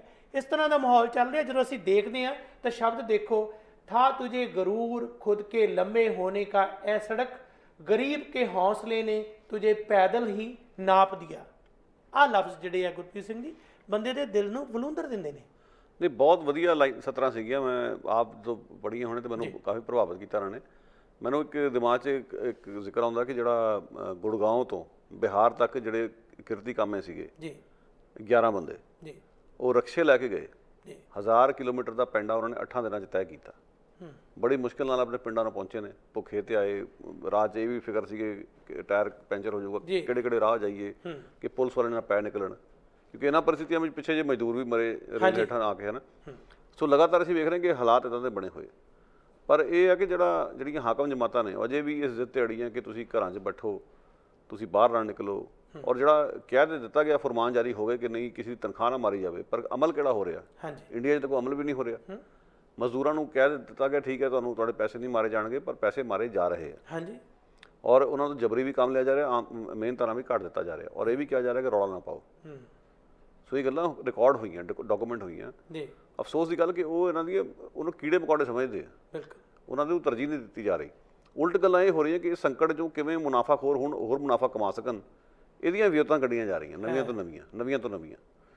ਸੋ ਮੈਂ ਸਮਝਦਾ ਕਿ ਇਹ ਬਹੁਤ ਵੱਡੀ ਇੱਕ ਸਮੱਸਿਆ ਹੈ। ਬਾਕੀ ਜਿਹੜੇ ਕੁਝ ਸਾਡੇ ਸੋ ਕਾਲਡ ਇਹੋ ਜਿਹੇ ਖੱਬੇ ਪੱਖੀ ਵੀ ਨੇ ਜਿਹੜੇ ਸਿਰਫ ਬੁਝਾਰਤਾਂ ਪਾ ਕੇ ਬੈਠੇ ਨੇ ਕਿ ਇਹ ਬਿਮਾਰੀ ਜਿਹੜੀ ਹੈ ਕੋਈ ਹੈ ਵੀ ਨਹੀਂ, ਹਊਆ ਹੈ, ਇਹ ਕਹਿਣ ਨਾਲ ਮਸਲਾ ਹੱਲ ਨਹੀਂ ਹੋਣਾ। ਤੁਸੀਂ ਜੇ ਉਂਗਲ ਰੱਖਣੀ ਇਸ ਗੱਲ ਤੇ ਰੱਖੋ ਕਿ ਸਰਕਾਰਾਂ ਕਿਵੇਂ ਕੰਮ ਕਰ ਰਹੀਆਂ। ਗੱਲ ਤਾਂ ਇਹ ਹੈ, ਬਦ ਨੀਤੀ ਤੇ ਉਂਗਲ ਰੱਖੋ। ਜਿਹੜੀ ਬਦ ਨੀਤੀ ਹੋ ਰਹੀ ਹੈ ਜੀ, ਆਪਣੀ એનર્ਜੀ ਉੱਥੇ ਲਾਉਣ ਦੀ ਥਾਂ ਤੇ ਜੀ ਹੋਰ ਪਾਸੇ ਭੁਲੇਖੇ ਖੜੇ ਕਰਨੇ, ਮੇਰੇ ਖਿਆਲ ਮੁਨਾਸਿਬ ਗੱਲ ਨਹੀਂ ਆ ਬੜੀ। ਦਰਅਸਲ ਇਹ ਦਲੀਲ ਜਾਂ ਇਸ ਕਿਸਮ ਦੀ ਸੋਚ ਹੈ ਜਿਹੜੀ ਉਹ ਤਰਕ ਹੈ, ਉਹ ਕੋਈ ਅਰਥ ਰੱਖਦਾ ਹੀ ਨਹੀਂ। ਹੁਣ ਅੱਜ ਦੇਖੀਏ ਕਿ ਜਦੋਂ ਇੱਕ ਪਾਸੇ ਨਸਲਵਾਦ, ਇੱਕ ਪਾਸੇ ਗੁਰਬਤ, ਪੀੜਤ ਵਰਗ ਹੋਰ ਤਰਾਸਦੀ ਦਾ ਸ਼ਿਕਾਰ ਹੋ ਰਿਹਾ, ਉਹਨਾਂ ਦੇ ਉੱਪਰ ਇਹ ਕਰੋਨਾ ਵੀ ਜਿਹੜਾ ਹੈ ਅਸਲ 'ਚ ਵਿਕਟਮ ਸਹੀ ਅਰਥਾਂ 'ਚ ਤਾਂ ਉਹੀ ਨੇ ਜਿਨ੍ਹਾਂ ਨੂੰ 2 ਵਕਤ ਦੀ ਰੋਟੀ ਵੀ ਨਸੀਬ ਨਹੀਂ ਹੁਣ ਹੋ ਰਹੀ। ਪਰ ਉਸ ਵੇਲੇ ਸਾਨੂੰ ਸਿਧਾਂਤ ਦੀ ਗੱਲ ਹੈ ਕਿ ਕਿਹੜੇ ਲੋਕ ਸਿਧਾਂਤ 'ਤੇ ਪਹਿਰਾ ਦੇ ਰਹੇ ਨੇ, ਜਿਹੜੇ ਨਸਲਵਾਦ ਲਈ ਵੀ ਮਨੁੱਖਤਾ ਲਈ ਵੀ ਕੰਮ ਕਰ ਰਹੇ ਨੇ। ਮੈਨੂੰ ਮੇਰੇ ਵਾਰ-ਵਾਰ ਦਿਮਾਗ 'ਚ ਜਦੋਂ ਸੰਸਥਾਵਾਂ ਦਾ ਆਉਂਦਾ ਤੇ ਬਹੁਤ ਸਾਰੀਆਂ ਐਸੀਆਂ ਸੰਸਥਾਵਾਂ ਜਿਹੜੀਆਂ ਇਸ ਵੇਲੇ ਮਨੁੱਖਤਾ ਦੀ ਸੋਚ ਦਾ ਪ੍ਰਗਟਾਵਾ ਕਰ ਰਹੀਆਂ ਨੇ, ਉਹਨਾਂ ਦੀ ਪ੍ਰਸ਼ੰਸਾ ਜਿੰਨੀ ਹੋ ਸਕੇ ਥੋੜ੍ਹੀ ਹੈ। ਤੁਸੀਂ ਦੇਖੋ ਕਿ ਪਿਛਲੇ ਦਿਨਾਂ 'ਚ ਈਦ ਦਾ ਦਿਨ ਸੀ, ਈਦ ਮੁਬਾਰਕ ਅਸੀਂ ਸਾਰਿਆਂ ਨੇ ਕਿਹਾ, ਕੁਦਰਤੀ ਹੈ, ਹਰ ਭਾਈਚਾਰੇ ਦਾ ਦਿਨ ਹੈ, ਉਸ ਨੂੰ ਮੁਬਾਰਕ ਹੈ। ਸਾਡੇ ਵਿਸ਼ਵਾਸ ਕੁਝ ਵੀ ਹੋਣ, ਹਰ ਇੱਕ ਦਾ ਅਕੀਦਾ। ਪਰ ਕੀ ਕੀਤਾ ਜਿਹੜੇ ਕਿ ਸਾਡੇ ਬਹੁਤ ਹੀ ਸਮਰਪਿਤ ਤੇ ਸੱਚੇ ਸੁੱਚੇ ਸਿੱਖ, ਉਹਨਾਂ ਨੇ ਕੀ ਕੀਤਾ? ਉਹਨਾਂ ਨੇ ਕਿਹਾ ਕਿ ਅੱਜ ਨਜ਼ਲਾ ਝਾੜਿਆ ਜਾ ਰਿਹਾ, ਕਦੇ ਤਬਲੀਗੀ ਜਮਾਤ ਕਰਕੇ, ਕਦੇ ਕਿਸੇ ਖਾਸ ਕੱਟੜਤਾ ਕਰਕੇ ਇਹਨਾਂ ਲੋਕਾਂ ਨੂੰ ਨਿਸ਼ਾਨਾ ਬਣਾਇਆ ਜਾ ਰਿਹਾ। ਆਓ ਹੁਣ ਇਹਨਾਂ ਦਾ ਬਚਾਓ ਕਰੀਏ। ਈਦ ਨੂੰ ਇਹਨਾਂ ਨੇ ਆਪਣੀ ਜੋ ਸ਼ਰਧਾ ਦੇ ਮੁਤਾਬਕ ਇਕੱਠੇ ਹੋ ਕੇ ਨਮਾਜ਼ ਅਦਾ ਕਰਨੀ ਹੈ, ਤਾਂ ਉਹ ਕੀ ਕੀਤਾ? ਉਹਨੇ ਜਾਮਾ ਮਸਜਿਦ ਗਏ। ਸਰਦਾਰ ਸਾਰੇ ਸਿੱਖ ਜਿਨ੍ਹਾਂ ਦਾ ਵਿਸ਼ਵਾਸ ਇਹ ਨਹੀਂ ਹੈ ਕਿ ਉਹ ਇਸਲਾਮ ਨੂੰ ਮੰਨਦੇ ਨੇ ਲੇਕਿਨ ਮਨੁੱਖਤਾਵਾਦੀ ਨੇ, ਉਹ ਜਾ ਕੇ ਮਸਜਿਦ ਵਿੱਚ ਜਾਂਦੇ ਨੇ, ਬਕਾਇਦਾ ਪੂਰੇ ਸਤਿਕਾਰ ਨਾਲ, ਅਦਬ ਦੇ ਨਾਲ ਮਸਜਿਦ ਨੂੰ ਸੈਨੀਟਾਈਜ਼ ਕਰ ਰਹੇ ਨੇ। ਉਹਦੀਆਂ ਕੰਧਾਂ ਜਿਹੜੀਆਂ ਹਨ ਸਪਰੇਅ ਕਰਕੇ, ਸਾਰਾ ਕੁਝ ਸਾਫ਼ ਕਰਕੇ, ਮਸਜਿਦ ਨੂੰ ਪੂਰਾ ਤਿਆਰ ਕਰਕੇ ਮੁਸਲਿਮ ਭਾਈਚਾਰੇ ਦੇ ਲੋਕਾਂ ਨੂੰ ਕਹਿ ਰਹੇ ਨੇ ਕਿ ਆਓ ਹੁਣ ਤੁਸੀਂ ਇੱਥੇ ਨਮਾਜ਼ ਅਦਾ ਕਰੋ। ਆਹ ਹੈ ਗੱਲ। ਦੇਖੋ, ਇੱਕ ਗੱਲ ਇਸ ਤਰ੍ਹਾਂ ਕਿ ਸਿੱਖ ਭਾਈਚਾਰੇ ਦੀ ਇਸ ਜਿਹੜਾ ਉਹਨਾਂ ਦਾ ਫਲਸਫਾ ਉਸ ਦੇ ਅੱਗੇ ਸਿਰ ਝੁਕਦਾ ਜੀ, ਸਰਬੱਤ ਦੇ ਭਲੇ ਦੀ ਗੱਲ ਉੱਤੇ ਜਿਸ ਤਰੀਕੇ ਨਾਲ ਪਹਿਰਾ ਇਹਨਾਂ ਲੋਕਾਂ ਨੇ ਦਿੱਤਾ ਇਸ ਸੰਕਟ ਦੀ ਘੜੀ ਵਿੱਚ, ਉਹਨਾਂ ਨੂੰ ਸਲਾਮ ਕਰਨੀ ਬਣਦੀ ਹੈ। ਸ਼ਰਮ ਆਉਂਦੀ ਉਹਨਾਂ ਲੋਕਾਂ 'ਤੇ ਜਿਹੜੇ ਆਪਣੇ ਆਪ ਨੂੰ ਅੱਗੇ ਵਧੂ ਕਹਿੰਦੇ ਆ, ਕਾਮਰੇਡ ਕਹਿੰਦੇ ਆ, ਬਹੁਤ ਰੌਸ਼ਨ ਖਿਆਲ ਤੇ ਤਰਕਸ਼ੀਲ ਵੀ ਕਹਿੰਦੇ ਨੇ। ਉਹਨਾਂ ਵਿੱਚ ਕੁਝ ਲੋਕਾਂ ਨੇ ਤਾਂ ਬੜੇ ਚਟਕਾਰੇ ਲੈ ਕੇ ਇਹੋ ਜਿਹੀ ਘਟੀਆ ਕਿਸਮ ਦੀ ਗੱਲਾਂ ਸੋਸ਼ਲ ਮੀਡੀਆ ਤੇ ਕੀਤੀਆਂ ਨੇ, ਜਿਸ ਨਾਲ ਦੁੱਖ ਹੀ ਹੋਇਆ। ਕਿਉਂਕਿ ਇੱਕ ਪਿੱਛੇ ਕਾਰਟੂਨ ਆਇਆ ਸੀਗਾ, ਕਾਰਟੂਨ ਬੜੀ ਚੰਗੀ ਭਾਵਨਾ ਨਾਲ ਬਣਾਇਆ ਗਿਆ ਕਿ ਇੱਕ ਆਪਰੇਸ਼ਨ ਟੇਬਲ ਤੇ ਇੱਕ ਵੱਡਾ ਦਿਲ ਪਿਆ ਹੋਇਆ ਤੇ ਡਾਕਟਰ ਨੇ ਪੁੱਛਿਆ ਦਿਲ ਕਿਹਦਾ, ਤੇ ਜਿਹੜੀ ਨਰਸ ਕਹੀ ਵੀ ਸਿੱਖ ਦਾ ਦਿਲ ਆ। ਹੁਣ ਉਸ ਦੇ ਵਿੱਚ ਇੱਕ ਬਿੰਬ ਸੀਗਾ, ਇੱਕ ਦਿਲ ਦੇ ਵਿਸ਼ਾਲਤਾ ਦੀ ਗੱਲ, ਵਿਸ਼ਾਲ ਦਿਲ, ਔਰ ਉਹਨੂੰ ਤਰਕ ਦੀ ਥਾਂ ਤੇ ਰੱਖ ਕੇ ਟਕੋਰ ਲਾਈ ਜਾ ਰਹੀ ਹੈ ਕਿ ਜੀ ਵੱਡਾ ਦਿਲ ਤਾਂ ਇੱਕ ਬਿਮਾਰ ਦਿਲ ਦੀ ਨਿਸ਼ਾਨੀ ਹੁੰਦੀ ਆ। ਮਤਲਬ ਕਿ ਇਹਨਾਂ ਨੂੰ ਬੰਦੇ ਨੂੰ ਕੌਣ ਸਮਝਾਵੇ ਕਿ ਵੀ ਇਸ ਵਿਅੰਗ ਦੇ ਪਿੱਛੇ ਭਾਵਨਾ ਕੀ ਕੰਮ ਕਰ ਰਹੀ ਹੈ, ਔਰ ਤੁਸੀਂ ਗੱਲ ਨੂੰ ਕਿਹਦੇ ਨਾਲ ਜੋੜ ਰਹੇ ਹੋ। ਹਰ ਗੱਲ ਨੂੰ ਤਰਕ ਦੀ ਥਾਂ ਤੇ ਨਹੀਂ ਵੇਖਿਆ ਜਾ ਸਕਦਾ। ਕੱਲ੍ਹ ਨੂੰ ਤੁਸੀਂ ਸਾਹਿਤ ਨੂੰ ਤਰਕ ਦੀ ਥਾਂ ਤੇ ਰੱਖ ਕੇ ਦੇਖੋ, ਕਵਿਤਾ ਨੂੰ ਵੇਖੋ, ਵਿਅੰਗ ਨੂੰ ਵੇਖੋ। ਜਿੱਥੇ ਸਾਇੰਸ ਦੀ ਲੋੜ ਆ ਉੱਥੇ ਸਾਇੰਸ ਨੂੰ ਜ਼ਰੂਰ ਉਸ ਦਾ ਇਸਤੇਮਾਲ ਕਰੋ, ਪਰ ਇਹ ਥੋੜ੍ਹਾ ਨਾ ਕਿ ਹਰ ਗੱਲ 'ਤੇ ਤੁਸੀਂ ਸੌੜੀ ਸੋਚ ਲੈ ਕੇ ਗੱਲ ਕਰੋ, ਫਿਰ ਖਿੱਲੀ ਉਡਾਓ ਕਿ ਸਿੱਖ ਜਿਹੜੇ ਆਪਣੇ ਮੂੰਹ ਮੀਆਂ ਮਿੱਠੂ ਕਰ ਰਹੇ ਆ, ਜਾਂ ਇਸ ਕਿਸਮ ਦੀ ਜਿਹੜੀ ਘਿਰਨਿਤ ਸੋਚ। ਸੋ ਇਹ ਤੁਸੀਂ ਵੇਖੋ ਕਿੰਨੀ ਸ਼ਰਮ ਦੀ ਗੱਲ ਕਿ ਸਿੱਖ ਭਾਈਚਾਰੇ ਨੇ ਤਾਂ ਵਿਸ਼ਾਲਤਾ ਵਿਖਾਈ, ਤੇ ਇਹ ਜਿਹੜੇ ਟਕੋਰਾਂ ਲਾਉਣ ਵਾਲੇ, ਇਹਨਾਂ ਦਾ ਹਾਲ ਇਹ ਹੈ ਕਿ ਦੇਸ਼ ਭਗਤ ਯਾਦਗਾਰ ਹਾਲ ਵਰਗੀ ਸੰਸਥਾ, ਜਿੱਥੇ ਗਦਰੀ ਬਾਬੇ ਨੇ ਵੀ ਕਦੋਂ ਵੀ ਕੋਈ ਕਰੋਪੀਆਂ ਆਈਆਂ, ਕਦੇ ਕਿਸੇ ਥਾਂ ਤੇ ਭੁਚਾਲ ਆਇਆ, ਕੁਛ ਹੈ, ਤਾਂ ਉਹਨਾਂ ਨੇ ਕੋਈ ਨਾ ਕੋਈ ਲੋਕਾਂ ਲਈ ਆਪਣੇ ਵੱਲੋਂ ਮਦਦ ਕੀਤੀ ਹੈ। ਤੁਸੀਂ ਤਾਂ ਉਹਨਾਂ ਮਜ਼ਦੂਰਾਂ ਲਈ ਵੀ ਬੂਹੇ ਨਹੀਂ ਖੋਲੇ, ਜਿਹੜੇ ਵਿਚਾਰੇ ਜਿਨ੍ਹਾਂ ਕੋਲ ਰੋਟੀ ਟੁੱਕ ਤੋਂ ਔਖੇ ਸੀਗੇ, ਜਾਂ ਜਿਹਨਾਂ ਨੂੰ ਬਿਹਾਰ ਜਾਣਾ ਪਿਆ, ਜਾਂ ਜਿਹੜੇ ਰਾਹ 'ਚ ਭਟਕਦੇ ਫਿਰਦੇ ਸੀ, ਤੁਸੀਂ ਉਹਨਾਂ ਲਈ ਬੂਹੇ ਨਹੀਂ ਖੋਲੇ ਕਿ ਆਓ ਤੁਸੀਂ ਇੱਥੇ, ਜਿੰਨੀ ਦੇਰ ਨਹੀਂ ਤੁਹਾਡਾ ਇੰਤਜ਼ਾਮ, ਤੁਸੀਂ ਇੱਥੇ ਆ ਕੇ ਰਹੋ, ਵਸੋ, ਬਿਲਕੁਲ ਅਸੀਂ ਤੁਹਾਡੀ ਰੋਟੀ ਦਾ ਪ੍ਰਬੰਧ ਕਰਦੇ ਹਾਂ। ਤੁਸੀਂ ਤਾਂ ਆਪ ਹੀ ਨਹੀਂ ਕਰ ਸਕੇ, ਫਿਰ ਤੁਸੀਂ ਕਾਹਦੇ ਇੱਥੇ ਟਾਰਾ ਮਾਰਦੇ ਫਿਰਦੇ ਹੋ? ਤੁਹਾਨੂੰ ਤਾਂ ਸ਼ਰਮ ਆਉਣੀ ਚਾਹੀਦੀ ਹੈ। ਜੇ ਜਿਹੜਾ ਕਰ ਰਿਹਾ ਤੁਸੀਂ ਉਸਦੀ ਖਿੱਲੀ ਉਡਾਉਣੇ। ਮੈਨੂੰ ਚਾਹੀਦਾ ਸਿੱਖ ਭਾਈਚਾਰੇ ਨੂੰ ਚਾਹੀਦਾ ਇੱਕ ਲੰਗਰ ਜਾ ਕੇ ਦੇਸ਼ ਭਗਤ ਯਾਦ ਹਾਲ ਬਾਰ ਲਾਉਣ, ਇਹਨਾਂ ਦੇ ਲੈਫਟਿਸਟਾਂ ਦੇ, ਮਜ਼ਦੂਰਾਂ ਦੇ ਜਥੇਬੰਦੀਆਂ ਦੇ ਬਾਹਰ ਜਾ ਕੇ, ਔਰ ਇਹਨਾਂ ਨੂੰ ਭੋਜਨ ਛਕਾਉਣ। ਸ਼ਾਇਦ ਉਸ ਦੇ ਨਾਲ ਇਹਨਾਂ ਦੀ ਅਕਲ ਵੀ ਆਵੇ, ਇਹਨਾਂ ਨੂੰ ਅੱਖਾਂ ਵੀ ਖੁੱਲ੍ਹ ਜਾਣ। ਇਹਨਾਂ ਨੂੰ ਸ਼ਰਮਸਾਰ ਕਰਨਾ ਬਹੁਤ ਜ਼ਰੂਰੀ ਹੈ ਇਹੋ ਜਿਹੇ ਲੋਕਾਂ ਨੂੰ। ਇਹ ਦੁਖਾਂਤ ਹੈ ਜਿਸ ਤਰ੍ਹਾਂ ਤੁਸੀਂ ਗੱਲ ਕਹੀ ਹੈ, ਮੈਂ ਇਸ ਗੱਲ ਨੂੰ ਮਹਿਸੂਸ ਕਰਦਾ। ਆਸ ਤਾਂ ਹੀ ਰੱਖੀ ਜਾਂਦੀ ਹੈ ਕਿ ਜਿਹੜਾ ਅਗਾਂਹਵਧੂ ਵਿਅਕਤੀ ਹੈ, ਜਾਂ ਜਿਹੜਾ ਖੱਬੇ ਪੱਖੀ ਸੋਚ ਦਾ ਧਾਰਨੀ ਹੈ, ਸ਼ਾਇਦ ਉਹ 2 ਕਦਮ ਅੱਗੇ ਚੱਲਦਾ ਹੋਵੇ ਕਿ ਉਸ ਦਾ ਜਿਹੜਾ ਅਕੀਦਾ ਵਿਸ਼ਵਾਸ ਕਿਸੇ ਵਹਿਮ ਦੇ ਆਧਾਰ ਤੇ ਨਾ ਹੋਵੇ, ਤੇ ਉਹ ਵੱਡੀ ਗੱਲ ਕਰੇ। ਪਰ ਇੱਥੇ ਕੰਮ ਉਲਟਾ ਹੋ ਰਿਹਾ। ਮੈਂ ਦੇਖਦਾ ਵੀ ਬਹਿਸ ਕਿਸ ਗੱਲ ਤੇ ਹੋ ਰਹੀ ਹੈ। ਮਨੁੱਖਤਾ ਤਾਂ ਇਸ ਵੇਲੇ ਜ਼ੁਲਮ ਦਾ ਸ਼ਿਕਾਰ ਹੈ। ਤੁਸੀਂ ਇਸ ਗੱਲ ਨੂੰ ਇੱਕ ਦਿਲ ਦੀ ਤਸਵੀਰ ਬਣਾਈ ਹੈ, ਜਿਸ ਨੂੰ ਕਿ ਪ੍ਰਤੀਬਿੰਬਤ ਇਉਂ ਕੀਤਾ ਗਿਆ ਕਿ ਇਹ ਦਿਲ ਦੀ ਵਿਸ਼ਾਲਤਾ, ਕਿ ਦੇਖੋ ਵੱਡਾ ਦਿਲ ਜਦੋਂ ਦੇਖਿਆ ਉਹ ਕਹਿੰਦੇ ਇੱਕ ਸਿੱਖ ਦਾ ਦਿਲ ਹੈ, ਕਿਉਂਕਿ ਇਸ ਵੇਲੇ ਉਹ ਭੂਮਿਕਾ ਨਿਭਾ ਰਹੇ ਨੇ। ਮਨੁੱਖਤਾਵਾਦੀ ਸੋਚ ਦਾ ਸਹੀ ਜਿਹੜਾ ਜੇ ਬਿੰਬ ਕੋਈ ਉਸਾਰ ਰਹੇ ਨੇ, ਤੇ ਉਹ ਲੋਕ ਨੇ ਜਿੱਥੇ ਵੀ ਨੇ, ਚਾਹੇ ਗੋਲੀਆਂ ਚੱਲਦੀਆਂ ਹੱਦਾਂ ਸਰਹੱਦਾਂ ਤੇ ਕਿਤੇ ਵੀ। ਪਰ ਤੁਸੀਂ ਉਸ ਦਾ ਮਜ਼ਾਕ ਉਡਾ ਰਹੇ ਹੋ। ਦੂਸਰੇ ਪਾਸੇ ਇੱਥੇ ਹੀ ਬਸ ਨਹੀਂ, ਉਹਨਾਂ ਮਸਲਿਆਂ ਨੂੰ ਲੈ ਕੇ ਜਿਨ੍ਹਾਂ ਮਸਲਿਆਂ ਤੇ ਕੋਈ ਬਹਿਸ ਦਾ ਚਰਚਾ ਹੋਣਾ ਹੀ ਨਹੀਂ ਚਾਹੀਦਾ। ਬਾਬਾ ਦੀਪ ਸਿੰਘ ਸ਼ਹਾਦਤ ਉਹਨਾਂ ਦੀ ਹੋਈ ਹੈ, ਇਸ ਗੱਲ ਨੂੰ ਬਹਿਸ ਦੇ ਵਿੱਚ ਲੈ ਕੇ ਆਉਣਾ। ਦੇਖੋ ਜੀ, ਉਹਨਾਂ ਦਾ ਸੀਸ ਕੱਟਿਆ ਗਿਆ ਸੀ ਜਾਂ ਨਹੀਂ ਕੱਟਿਆ ਗਿਆ ਸੀ, ਉਹਨਾਂ ਨੇ ਤਲੀ ਤੇ ਧਰਿਆ ਸੀ ਜਾਂ ਨਹੀਂ ਧਰਿਆ ਸੀ, ਤੁਸੀਂ ਕੈਸੀ ਮੂਰਖਤਾ ਦਾ ਪ੍ਰਦਰਸ਼ਨ ਕਰ ਰਹੇ ਹੋ। ਬਹਿਸ ਦਾ ਮੁੱਦਾ ਤਾਂ ਇਹ ਹੈ ਹੀ ਨਹੀਂ। ਗੱਲ ਇਹ ਹੈ ਕਿ ਕਮਿਟਮੈਂਟ, ਇੱਕ ਜ਼ੁਲਮ ਦੇ ਖਿਲਾਫ ਲੜਨ ਵਾਲਾ, ਉਸਨੇ ਕਮਿਟਮੈਂਟ ਕਰ ਲਈ ਕਿ ਮੈਂ ਉਸ ਦੇ ਵਿੱਚ ਲੜਨਾ, ਤੇ ਆਪਣੀ ਜਾਨ ਕੁਰਬਾਨ ਕਰ ਦਿੱਤੀ। ਤੁਸੀਂ ਉਸ ਨੂੰ ਇਸ ਬੇਸ 'ਤੇ ਲਿਆ ਕੇ ਗੱਲ ਕਰ ਰਹੇ ਹੋ। ਤੁਸੀਂ ਕਹਿੰਦੇ ਹੋ ਕਿ ਜੇ ਭਾਈ ਬਚਿੱਤਰ ਸਿੰਘ ਹੈ, ਕੀ ਉਹ ਨਾਗਣੀ ਉਹਦੀ ਜਿਹੜੀ ਹੈ ਪਾਰ ਕਰ ਜਾਏਗੀ ਤਵੀਆਂ ਨੂੰ? ਕੈਸੀ ਮੂਰਖਤਾ। ਇਹ ਗੱਲ ਦਾ ਦਲੀਲ ਦਾ ਆਧਾਰ ਕੀ ਹੈ? ਇੱਕ ਕਮਜ਼ੋਰ ਵਿਅਕਤੀ ਨੂੰ, ਜਿਹੜਾ ਇੱਕ ਸਧਾਰਨ ਹੈ, ਛੋਟੇ ਜਿਹੇ ਕੱਦ ਦਾ, ਇੱਕ ਗੁਰੂ ਨੇ ਥਾਪੜਾ ਦੇ ਕੇ ਕਿਹਾ ਜਾ ਤੂੰ ਮੁਕਾਬਲਾ ਕਰ ਜ਼ੁਲਮ ਦਾ, ਤੇ ਉਸਨੇ ਕੀਤਾ। ਤੇ ਤੁਸੀਂ ਉਸ ਗੱਲ ਨੂੰ ਦਲੀਲਾਂ ਦੇ ਵਿੱਚ ਲਿਆ ਕੇ ਹਰ ਗੱਲ ਨੂੰ ਇੱਕ ਤਰਕ, ਦਲੀਲ ਜਾਂ ਬਹਿਸ ਦੇ ਆਧਾਰ ਤੇ ਚਰਚਾ ਦਾ ਵਿਸ਼ਾ ਬਣਾਉਣਾ ਕੋਈ ਸੈਂਸ ਨਹੀਂ ਬਣਦਾ। ਜਦ ਕਿ ਇੱਕ ਪਾਸੇ ਚੁਣੌਤੀਆਂ ਜ਼ੁਲਮ ਦੀਆਂ ਨੇ, ਦੂਸਰੇ ਪਾਸੇ ਇਹਨਾਂ ਦਿਨਾਂ 'ਚ ਤੁਸੀਂ ਬਹਿਸ ਕਰੋ ਕਿ ਰੱਬ ਦੀ ਤਸਵੀਰ ਕੁਛ ਹੈ ਜਾਂ ਰੱਬ ਹੈ ਜਾਂ ਨਹੀਂ ਹੈ। ਤੁਸੀਂ ਇਹ ਕਹੋ ਵੀ ਜਿਹੜਾ ਸਾਹਮਣੇ ਜ਼ਾਲਮ ਬੈਠਾ ਉਹਦੇ ਨਾਲ ਬਹਿਸ ਕਿਵੇਂ ਕਰਨੀ ਹੈ? ਦੇਖੋ, ਜਿਹੜਾ ਵੀ ਕੋਈ ਸਾਇੰਟੀਫਿਕ ਸੋਚ ਰੱਖਦਾ ਜੀ, ਜਿਹੜਾ ਵੀ ਰੋਸ਼ਨ ਖਿਆਲ ਸਿੱਖ ਵੀ ਹੈ ਜੀ, ਉਹ ਵੀ ਇਸ ਗੱਲ ਨੂੰ ਸਮਝਦਾ ਕਿ ਉਹਨੂੰ ਇਸ ਗੱਲ ਦੀ ਵਿਆਖਿਆ ਕਰਨ ਦੀ ਲੋੜ ਨਹੀਂ ਕਿ ਬਾਬਾ ਦੀਪ ਸਿੰਘ ਦੀ ਤਸਵੀਰ ਦੇ ਵਿੱਚ ਜਿਹੜਾ ਅਕਸਰ ਵਿਖਾਇਆ ਜਾਂਦਾ ਕਿ ਇੱਕ ਤਲੀ 'ਚ ਸੀਸ ਫੜਿਆ, ਇੱਕ 'ਚ ਖੰਡਾ, ਤੇ ਉਹਨੂੰ ਵੀ ਪਤਾ ਇਸ ਗੱਲ ਦਾ ਕਿ ਇਹਦੇ ਪਿੱਛੇ ਇੱਕ ਸਿੰਬਲ ਆ ਬਹੁਤ ਵੱਡਾ। ਇਹਦੇ 'ਚ ਵਿਗਿਆਨਿਕ ਬਹਿਸ ਦਾ ਕੋਈ ਸਵਾਲ ਹੀ ਹੈ ਨਹੀਂ। ਸਭ ਨੂੰ ਪਤਾ ਇਸ ਗੱਲ ਦਾ। ਜਿਹੜੀ ਗੱਲ ਦੀ ਸੰਭਾਵਨਾ ਨਹੀਂ ਹੈ, ਉਹਨੂੰ ਵੀ ਕਲਪਿਤ ਕੀਤਾ ਗਿਆ। ਕਿਉਂ ਕਲਪਿਤ ਕੀਤਾ ਗਿਆ? ਉਸ ਦੇ ਵਿੱਚ ਸਪਿਰਿਟ ਕੀ ਹੈ? ਸਪਿਰਿਟ ਤੇ ਹੀ ਨਾ ਕਿ ਸੀਸ ਤਲੀ ਤੇ ਰੱਖ ਕੇ ਲੜੋ। ਉਹਦਾ ਮਤਲਬ ਕੀ ਹੈ ਕਿ ਤੁਸੀਂ ਆਪਣੀ ਜਾਨ ਤਲੀ ਤੇ ਧਰੀ ਹੋਈ ਹੈ, ਤੁਸੀਂ ਬੇਖੌਫ ਹੋ ਕੇ ਲੜਾਈ ਲੜ ਰਹੇ ਹੋ, ਇੱਕ ਵਿਸ਼ਵਾਸ ਦੇ ਨਾਲ ਲੜਾਈ ਲੜ ਰਹੇ ਹੋ, ਤੇ ਤੁਸੀਂ ਜ਼ੁਲਮ ਦੇ ਖਿਲਾਫ ਖੜੇ ਹੋ ਡਟ ਕੇ। ਇਹ ਬਹਾਦਰੀ ਦਾ ਇੱਕ ਸਿੰਬਲ ਹੈ। ਤੇ ਤੁਸੀਂ ਸਿੰਬਲ ਦੇ ਉੱਤੇ ਹੀ ਮਤਲਬ ਕਿੰਤੂ ਪਰੰਤੂ ਕਰਕੇ ਦਿਹਾੜੀ ਪੂਰੀ ਗਾਲਦੇ ਹੋ ਔਰ ਲੋਕਾਂ ਦੀ ਖਿੱਲੀ ਉਡਾਓ। ਮੇਰਾ ਖਿਆਲ ਇਹ ਗੱਲ ਮੁਨਾਸਿਬ ਨਹੀਂ।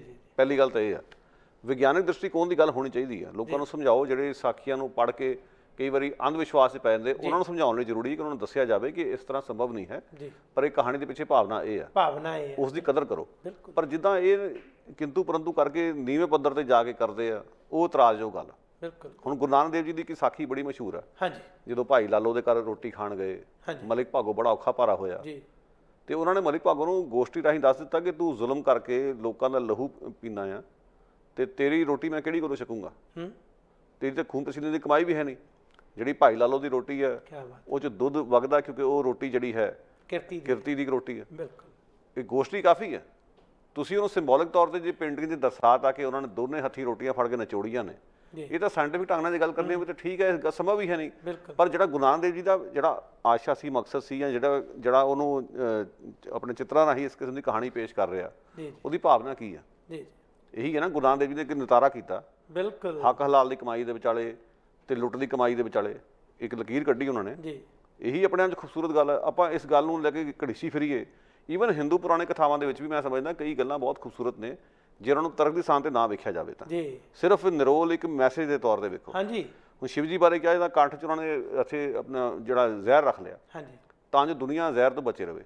ਅੱਜ ਉਹ ਕਹਾਣੀ ਦੀ ਖੂਬਸੂਰਤੀ ਦੀ ਪ੍ਰਸੰਗਤਾ ਹੈ ਕਿ ਜਿੰਨੇ ਵੀ ਲੀਡਰ ਨੇ ਸਾਡੇ ਸੰਸਾਰ ਭਰ ਦੇ, ਉਹ ਆਪਣੇ ਆਪ ਨੂੰ ਖਤਰਿਆਂ ਤੋਂ ਬਚਾਉਂਦੇ ਆ, ਹਾਂ ਦੁਨੀਆ ਭਾਵੇਂ ਖਤਰੇ 'ਚ ਪੈ ਜਾਵੇ। ਹਾਂ ਜਿਹੜੇ ਖਾਸ ਤੌਰ ਤੇ ਜਿਹੜੇ ਹਿੰਦੂ ਰਾਸ਼ਟਰ ਦੀ ਗੱਲ ਕਰਦੇ ਨੇ ਅੱਜ, ਉਹਨਾਂ ਉਹ ਵੀ ਸੋਚਣ ਹੈ ਕਿ ਤੁਸੀਂ ਮੁਲਕ ਨੂੰ ਕਿੱਧਰ ਝੋਕਦਾ ਤੇ ਆਪ ਤੁਸੀਂ ਮੌਜ ਮੇਲੇ ਮਤਲਬ ਮਾਣ ਰਹੇ ਹੋ। ਜੀ ਜੀ ਸੋ ਇਹਨਾਂ ਕਹਾਣੀਆਂ ਦੀ ਕੁਝ ਖੂਬਸੂਰਤੀਆਂ ਨੇ, ਇਹਨਾਂ ਨੂੰ ਇੱਕ ਜਿਹਨੂੰ ਕਹਿੰਦੇ ਸਾਹਿਤਕ ਤੌਰ ਤੇ ਉਸ ਦ੍ਰਿਸ਼ਟੀ ਤੋਂ ਵੇਖਣ ਦੀ ਲੋੜ ਹੈ, ਬਜਾਏ ਜੇ ਕਿ ਆਪਾਂ ਇਹੋ ਜਿਹੀ ਚੀਰ ਫਾੜ ਕਰੀਏ ਕਿ ਨਾਲ ਦਾ ਤੁਸੀਂ ਲੋਕਾਂ ਦੇ ਹਿਰਦੇ ਵੀ ਉਹਨਾਂ ਦੇ ਬਲੂਦਰੇ ਜਾਣ, ਤੁਸੀਂ ਆਪਣਾ ਵੀ ਚਟਕਾਰੇ ਪੂਰੇ ਕਰ ਲਏ, ਕੱਢਣ ਪਾਉਣ ਨੂੰ ਉਸ 'ਚ ਕੁਝ ਹੈ ਨਹੀਂ।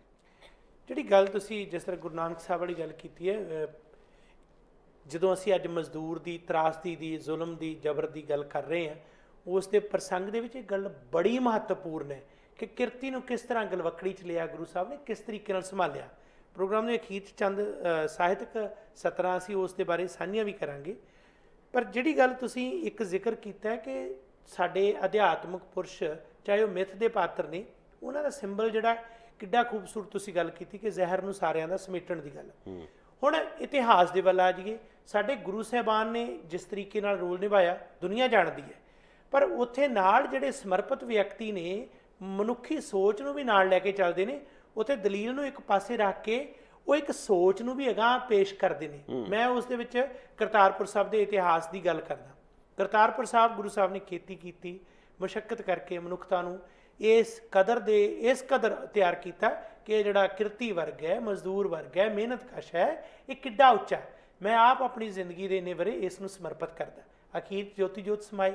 ਹੁਣ ਗੱਲ ਇਹ ਸੀ ਕਿ ਜੋਤੀ ਜੋਤ ਸਮਾਉਣ ਤੋਂ ਬਾਅਦ ਇੱਕ ਬਿੰਬ, ਇੱਕ ਚਿੱਤਰ ਐਸਾ ਸਿਰਜਿਆ ਗਿਆ ਕਿ ਗੁਰੂ ਸਾਹਿਬ ਨੂੰ ਇੱਕ ਸੰਸਕਾਰ ਕਰਨਾ ਚਾਹੁੰਦਾ, ਇੱਕ ਦਫਨਾਉਣਾ ਚਾਹੁੰਦਾ, ਤੇ ਉਹ ਬਹਿਸ ਕਰ ਰਹੇ ਨੇ। ਤੇ ਉਸ ਬਹਿਸ ਕਰਦੇ ਜਦੋਂ ਉਹ ਕੱਟੜ ਲੋਕ ਲੜ ਰਹੇ ਸਨ, ਉਹ ਕਹਿੰਦੇ ਚਲੋ ਅਸੀਂ ਦੇਖੀਏ ਤਾਂ ਸਹੀ, ਚਾਦਰ ਚੱਕੀ ਤਾਂ ਗੁਰੂ ਸਾਹਿਬ ਦਾ ਸਰੀਰ ਨਹੀਂ ਸੀ।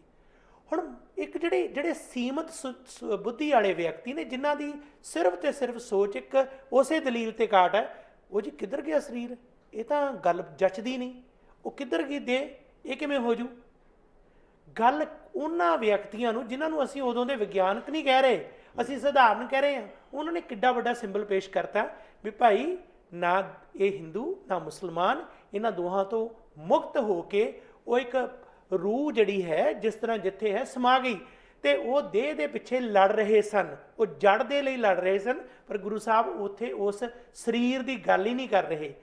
ਅੱਜ ਜਦੋਂ ਅਸੀਂ ਇਸ ਯੁੱਗ ਦੇ ਵਿੱਚ ਬੈਠੇ ਹਾਂ, ਅੱਜ ਅਸੀਂ ਕਹਿੰਦੇ ਆਓ ਦੇਹਾਂ ਦੇ, ਰੰਗਾਂ ਦੇ, ਨਸਲਾਂ ਦੇ, ਸਰੀਰਾਂ ਦੇ, ਜਾਤਾਂ ਦੇ ਉੱਪਰ ਨਾ ਲੜੋ, ਸੋਚ ਤੇ ਖੜੋ। ਤੇ ਉਹ ਸਾਨੂੰ ਉਹ ਮਿਸਾਲ ਜਿਹੜੀ ਦੇ ਕੇ ਗਏ, ਅਸੀਂ ਅੱਜ ਤਾਂ ਕੀ ਖੜਨਾ, ਅਸੀਂ ਉਹਦੇ ਪਿੱਛੇ ਵੀ ਲੜੀ ਜਾ ਰਹੇ ਹਾਂ। ਦੇਖੋ ਸਮੱਸਿਆ ਇਹ ਬਣ ਗਈ ਗੁਰਿੰਦਰ ਸਿੰਘ ਜੀ ਕਿ ਜਿਹੜੇ ਇਹਨਾਂ ਦੀ ਸਾਰੀਆਂ ਗੱਲਾਂ ਦੀ ਸਿੰਬੋਲਿਕ ਕਹਾਣੀਆਂ ਦੀ ਜਿਹੜੀ ਪਿੱਛੇ ਜਿਹੜਾ ਮੈਸੇਜ ਹੈ ਜੀ, ਉਹਨੂੰ ਸਮਝਣਾ, ਉਹਨੂੰ ਡੀਕੋਡ ਕਰਨਾ ਬਹੁਤ ਜ਼ਰੂਰੀ ਹੈ। ਜੀ ਜੀ, ਬਜਾਏ ਅਸੀਂ ਇਹੋ ਜਿਹੀ ਨਿਰਮੂਲ ਕਿਸਮ ਦੀਆਂ ਬਹਿਸਾਂ 'ਚ ਪਈਏ ਜਿਸ 'ਚ ਕੱਢਣ ਪਾਉਣ ਨੂੰ ਕੁਛ ਨਹੀਂ। ਬਿਲਕੁਲ ਜੀ, ਬਿਲਕੁਲ। ਭਾਵਨਾਵਾਂ ਨੂੰ ਠੇਸ ਵੱਖਰੀ ਪਹੁੰਚਦੀ ਹੈ, ਆਪਣਾ ਵੀ ਮਨ ਥੋੜਾ ਖੱਟਾ ਹੁੰਦਾ, ਦੂਜਾ ਦਾ ਵੀ ਹੁੰਦਾ। ਸਹੀ ਗੱਲ ਹੈ ਜੀ। ਗੁਰਪ੍ਰੀਤ ਸਿੰਘ ਜੀ ਬਹੁਤ ਧੰਨਵਾਦ, ਖਾਸ ਕਰ ਇਸ ਵਿਸ਼ੇ ਤੇ ਜਿਹੜੀ ਗੱਲਬਾਤ ਕੀਤੀ ਹੈ। ਸੋ ਸਮੂਹ ਦਰਸ਼ਕਾਂ ਦੇ ਨਜ਼ਰੀਏ ਤੋਂ ਇਹ ਹੈ ਕਿ ਜਿਸ ਤਰ੍ਹਾਂ ਕਿਰਤ ਦੀ ਗੱਲ, ਮਜ਼ਦੂਰ ਦੀ ਗੱਲ ਗੁਰੂ ਸਾਹਿਬ ਨੇ ਕੀਤੀ, ਕਾਵ ਰਚਨਾ ਦੇ ਰੂਪ ਦੇ ਵਿੱਚ ਉਹ ਅਖੀਰ ਸਾਂਝਾ ਜ਼ਰੂਰ ਕਰਦੇ ਆ ਕਿ ਸਫਲ ਕਰਨ ਲਈ ਪਾਪ ਕਮਾਈ, ਖੱਟਣ ਲਈ ਜਗਦੀ ਵਡਿਆਈ, ਪਿਆਰਾ ਪ੍ਰਭੂ ਰਿਝਾਵਣ ਖਾਤਰ, ਸਸਤੀ ਮੁਕਤੀ ਪਾਵਣ ਖਾਤਰ, ਭਾਗੋ ਨੇ ਇੱਕ ਜਗ ਰਚਾਇਆ, ਦੂਰ ਦੂਰ ਸੁਨੇਹਾ ਭਜਵਾਇਆ। ਕਈ ਪੰਡਤ ਵਿਦਵਾਨ ਬੁਲਾਏ, ਕਈ ਸੱਦੇ ਕਈ ਆਪੇ ਆਏ। ਕੋਈ ਬੰਗਾਲੀ, ਕੋਈ ਪੰਜਾਬੀ, ਕੋਈ ਅਫੀਮੀ, ਕੋਈ ਸ਼ਰਾਬੀ। ਇਹ ਹੈ ਸਾਧ ਖੜਾਵਾਂ ਵਾਲਾ, ਉਹ ਹੈ ਸੰਤ ਜੜਾਵਾਂ ਵਾਲਾ। ਜਿੰਨਾ ਵੱਖਰੀ ਧੂਣੀ ਵਾਲੀ, ਉਹ ਸਾਧੂ ਦਾ ਨਾਮ ਜਲਾਲੀ। ਆ ਫੌੜੀ ਉਹ ਸੋਟੇ ਵਾਲਾ, ਉਹ ਹੈ ਸਾਧ ਗਲੋਟੇ ਵਾਲਾ। ਮਹਿਲਾਂ ਵਾਲਾ, ਢਾਰੇ ਵਾਲਾ, ਸਾਧੂ ਮਸਤ ਚਵਾਰੇ ਵਾਲਾ। ਇਹ ਕੰਬਲੀ ਉਹ ਪੂਰੀ ਵਾਲਾ, ਉਹ ਹੈ ਸੰਤ ਕਤੂਰੀ ਵਾਲਾ। ਸ਼ੇਰਾਂ ਵਾਲਾ, ਨਾਗਾਂ ਵਾਲਾ, ਉਹ ਹੈ ਬਾਬਾ ਬਾਗਾਂ ਵਾਲਾ।